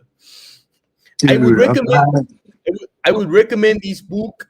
called The Downfall of Modern Day Democracy, my brother. Democracy is fallacy, my brother. Imagine the rants that Moicano would plan out if he was champion every time he got the mic. Yeah. In Dana White, I put together the White House UFC card, my brother. And let me tell you something. Crypto scammers fucking cost my dad fucking millions of dollars. He wanna be a cop, do the money deal on the side. And because of crypto, he become a father again, my brother. Austrian School of Economics, my brother. Yeah. Fucking anarcho-capitalism Argentina leader got bailed up, my brother. Fucking Trump want money. And I'm like, give my kind of money and I run Brazilian government like Jair Bolsonaro, my brother. Yeah, I do. He was funny to watch for like a couple of podcasts, and then after that, I was like, oh, this is brain rot, dude. Yeah, it is. I mean, a lot of the stuff he spouts is fucking nonsense. Let's be real. Nonsense, dude. Yeah. Buzzwords he learned from somebody who scammed him in crypto. Oh my god. Yeah, dude, I mean, he literally sounds like one of those online kids on Discord that like creeps creepy ass like 5-person group chat, you know, where it's just sharing memes, and then he becomes like a fucking political assassin. Like he literally talks like the fucking Kirk shooter. Holy shit. Oh shit. Oh my god. Money and lost to Bilal, but oh geez, lost to Bilal. That would have been even worse. Lost to Benil Dariush. Benil Dariush. Yeah, dude, he fucking dropped him in round 1 and just couldn't capitalize on it, man. And then I was like, dude, Benil's just gonna round 1, dude. It's so wild. And I was like, dude, Benil's literally gonna go into fucking. Yo, that's my exact fucking alarm sound effect. That's the same alarm I have. But he literally got dropped. But then I said, dude, Benil's gonna go into fucking Gamrot mode, dude. He's just gonna be perfect fucking counter wrestling. If anything, he's gonna be shooting some fucking takedowns. And what do you know? Fucking Hank Stradamus, and he does exactly that. Hank Stradamus, good shit. Wait, what, dude? What alarm were you talking about? Wait, what? What alarm? I thought I heard it. It's the one that goes.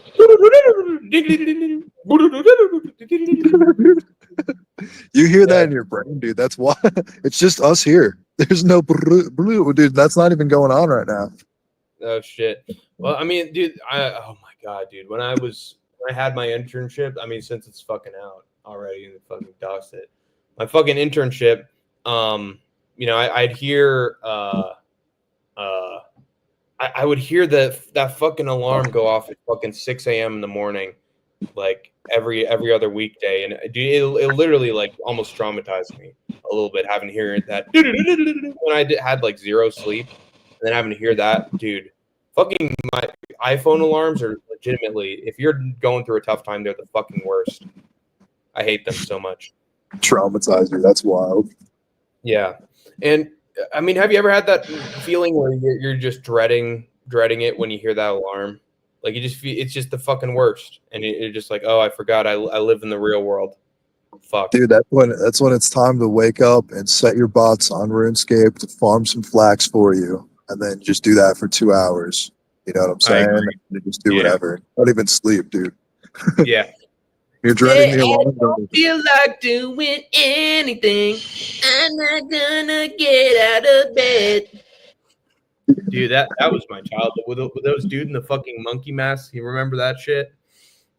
They're just fucking him and some monkeys singing about doing nothing. Good old days. Bruno Mars. By the way, Vinny, you have a membership emoji for the channel. So congratulations, you are permanently a part of Hank the Tank's channel. Let's go. Until we have some nasty breakup, and then you just dox the fucking shit out of me, and then act like a whiny bitch. I have some dirt on Hank that you would not with everybody around you. You guys would not believe this dirt. Yeah. Yeah. I've got dirt underneath my fingernails, man. It's getting really bad. I haven't clipped them in a month. But yeah, I got the hype to me channel emoji, and then I also have since Vinny also gave me the idea of making my Beavis impression more of a regular thing. So I mean, that's the impression a lot of people ask for anyway. So, yep, that is now a membership emoji as well. Then Jimmy the Brute Crute got the round 1 sub on Ivan and I think it was a great opportunity for wrestling fans who are also MMA fans to really fucking flex their shit, because like all these MMA fans are like, oh man, what's that submission move? What the fuck's he doing with that neck crank? And everyone was like fucking posting Iron Sheik fucking camel clutch sub move from Jimmy Crute. So it felt pretty good to be like, holy shit, he just camel clutched the shit out of him. So it was a rare moment of agreement and harmony between WWE fans and UFC fans, because he literally just pulled an Iron Sheik with him, and somehow it worked. It's like literally that's the equivalent of doing a fucking Boston Crab and it working in MMA. So yeah, good shit, and good for Jimmy Crute, because that dude couldn't for a long time couldn't get a win to save his fucking life, including 2 draws. So I'm sure that Jimmy Crute's in fucking heaven right now compared to where he was the last 5 years of his life. Well, yeah, you gotta remember, dude, Jimmy Crute, fucking, what's he do? He drinks. Yeah. He got shit for 5 years. Remember, just 3 or 4 years ago, he was drinking with Anthony Smith. Mm-hmm. Yeah. You got to win over Anthony Smith, and you got to drink a beer to celebrate that, dude. You're a complete loser. That's insane. Yeah, he definitely fought like he was drunk back then. And honestly, he still does. But, dude, he's becoming a fucking menace these days. Like, have you ever seen those cats that have cerebral palsy and, like, they struggle to, like, do, like, normal cat stuff? Oh, wow, really? Dude, he looks like those cats that, like, they have, like, fucking, like, fucked up nervous systems and they have to walk around on their tippy toes. That's exactly what he does. Oh, shit. Damn. I mean, he honestly, he looks like a freak. He fights like a freak. He should just join the circus, honestly. Guru says it looks like he walks around like he's stepping on Legos all the time. Wow. Well, I mean, that's definitely gonna help with footwork right there. Trust. How's your trip, Hank? Trust. Watch. Frozen like Elsa. Trust. This is just another chapter in Jimmy the Brute Crute story. Watch. But oh god, Izzy impression ruined my brain. Crute beats Izzy. Jimmy Crute has his. He does. Yeah, all he has to do is wrestle a little bit, and he's fucked. Even frozen like Elsa. He could get a fucking knockout if he wanted to. But Jimmy Crute is now on his fucking Dominic Reyes arc for now. I have no hope for him, ever beating a ranked contender going forward. He's going to get slept. But, it's good to see him do well. Dude, he could beat Jamal Hill, I bet you, right now. Yeah. This Jimmy Crute beats Jamal Hill. Honestly, all I'd have to do is just punch Jamal Hill in his fucking ice cream gut. And he'd go, oh! And down he'd go. Dude, that Jamal Hill that lost to Pereira, I would have beat that guy off the couch any day. No two ways about it. Yeah. I used to think that men couldn't get pregnant until I saw some footage of Jamal Hill, and then I was like, wow, I wonder if it's a boy or a girl, Dude, it's not a boy or a girl, it's a fucking Alien versus Predator baby. Yeah, it is. It's the only way he beats Pereira. Can you imagine just a little fucking monster comes out of his belly against Pereira? Ah! The ref's like, I'm letting it go. It's legal. It's natural. Yeah. It's literally like fucking Spaceballs. Not again. Hello, my baby. Hello, my honey. Hello, my ragtime gal. Check, please. If Crute can fix his head defense, he should be fine. Yeah, if only he could, bolt some fucking metal sheets to his head. I think he'd be good. Put a Bible on his head so that the bullet doesn't hit him. He still does get hit. Corn Hankio and Hyped Vinny. Yes, sir. Okay, I'm glad I added those emojis. Andrew's happy. And Andrew is the only one who uses emojis, so if Andrew's happy, I'm happy. And then Carlos Olberg. Dollard. No more. He's a Dollard no more. Because he destroyed Dominic Reyes. All he literally had to do was do nothing. And just wait for Dominic Reyes to just gas out from not being able to hit him. And then throw a left hook, and that was it. Speaking of perfectly thrown punches, you know, just that you can barely even tell them coming. That was a sick fucking move. Yeah, we got Ozzy Pereira now, guys. Ozzy Pereira. Will he Yeah, will he have a chance Goldberg. against Goliath? As Vinny said in the prompt before I went live, does he stand a chance against Uncle Goliath? I doubt What? it, What? dude. I think fucking I think if Jan what was I saying? Dude, Jan Blachowicz was literally just pressuring him even a little bit, and he was in trouble. So, all Magomed has to do fucking what Jan did, and he'd beat him over 5 rounds. What Alberg should do is try to rally for a Hamzat fight. Oh shit! Really? Yeah, of course. Be like Hamzat, I'll put my spot on the line, which really is only going to lose one spot in the rankings if he loses to Hamzat, and then Hamzat gets ranked on it. Yeah, but Hamzat would never fight a contender after he's middleweight champion. No way. Well, here's the thing: he's going to have to fight Imavov if he doesn't do something else. So he's going to have to do something else. No, he ain't scared of Imavov. He wants to fight anybody with hype. I don't think Hamzat's scared of anybody. I don't know, dude. It's not he's afraid. They're just both Muslims. Yeah. Whatever, dude. Literally fucking fight your brothers, dude. We fucking Christians and we Jews and we whatever the fuck Buddhists. We have to fight each other all the fucking time. Black on black, white on white. No special privileges for you, motherfuckers. No, it's not the same. So, like, you have 2 billion Christians, for example, right?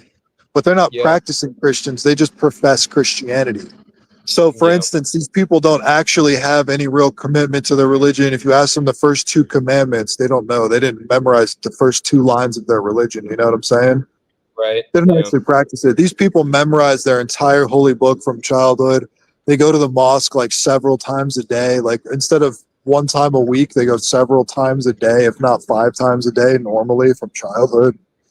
Like, they really practice. So these are actual brothers that they're building. And, like, this is an actual brotherhood, Islam. It's not the same as other religions where it's just like, oh, yeah, we were born Jews and we think we're Jews. We don't really know if we're Jews. We've never done a Jewish practice in our life and couldn't tell you a single Jewish word, but we're Jews somehow. You're starting to hit a little too close to home here, Vinny. I'm starting to get some PTSD right now. It's true though. and not the black guy who was in the chat earlier. I'm not getting that sort of PTSD. He was in the chat earlier, dude. What? Yeah, that's him, dude. That's the MMA uwu. Oh my god! Why didn't you tell me that earlier, dude? I thought he had actually done the deed, and we were all like in the celebratory phase. Vinny would have gassed the shit out of him if he knew. I know, dude. I would have been like, man, you should change your fighting name to the Train, and then go to the train tracks and just wait, buddy. Yeah. Bring the train in the UFC. My mama raised a femboy, baby. TSDville, stand up. Look at this dissect. Look at this bisexual sep. Bisexual sep. Look at this tricep. Oh god, this trans sep. my sep is bi. Here, need the train in the UFC. Yeah, and I'll be damned if I don't think men are handsome. Yeah. Nate the train in the COD. I play Call of Duty like a motherfucker. I'm Nate the Train. My mama raised a male bitch, baby. Nate the Train, dude. Oh, that's yo. What did we just cut on this man? Oh, this poor man. We chopped it up that time. Oh man, I'm sorry. Dude, I'm sorry, PTSD. I we have some nice friendly conversations back and forth, but I had to with this one. Dude, I called him. Sorry, too many Nate puns with you, bro. It was inevitable. You shouldn't have even tried. Dude, I called him Confetti Wop one time, dude. Nice. Oh, this puns I've come up with on it. It's close to Heitler, but not quite there. But oh shit. Oh, Vinny's out. Fuck. Carlos Solberg beat Dominic Reyes. Literally did nothing, and then hit Dominic Reyes with the left hand, put him out. So there you go. That's probably going to do it for the recap. I have gone 3 hours. Holy shit. I think I'm going to wait a little bit for Vinny to come back in because I want to have a proper send-off. Oh, shit. We were so close, too.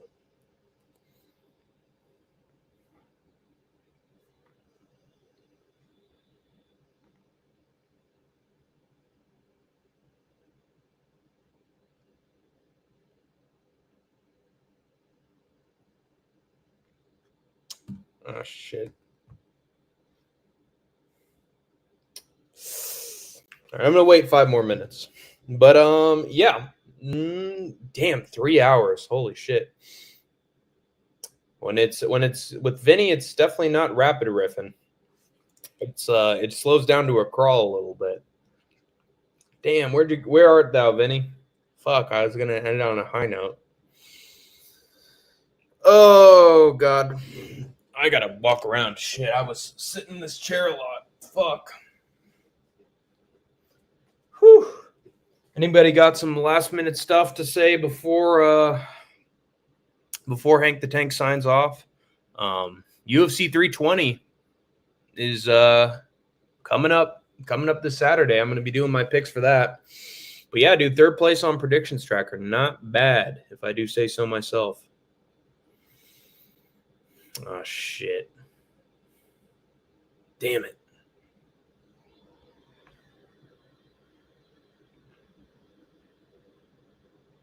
Great show, Hank.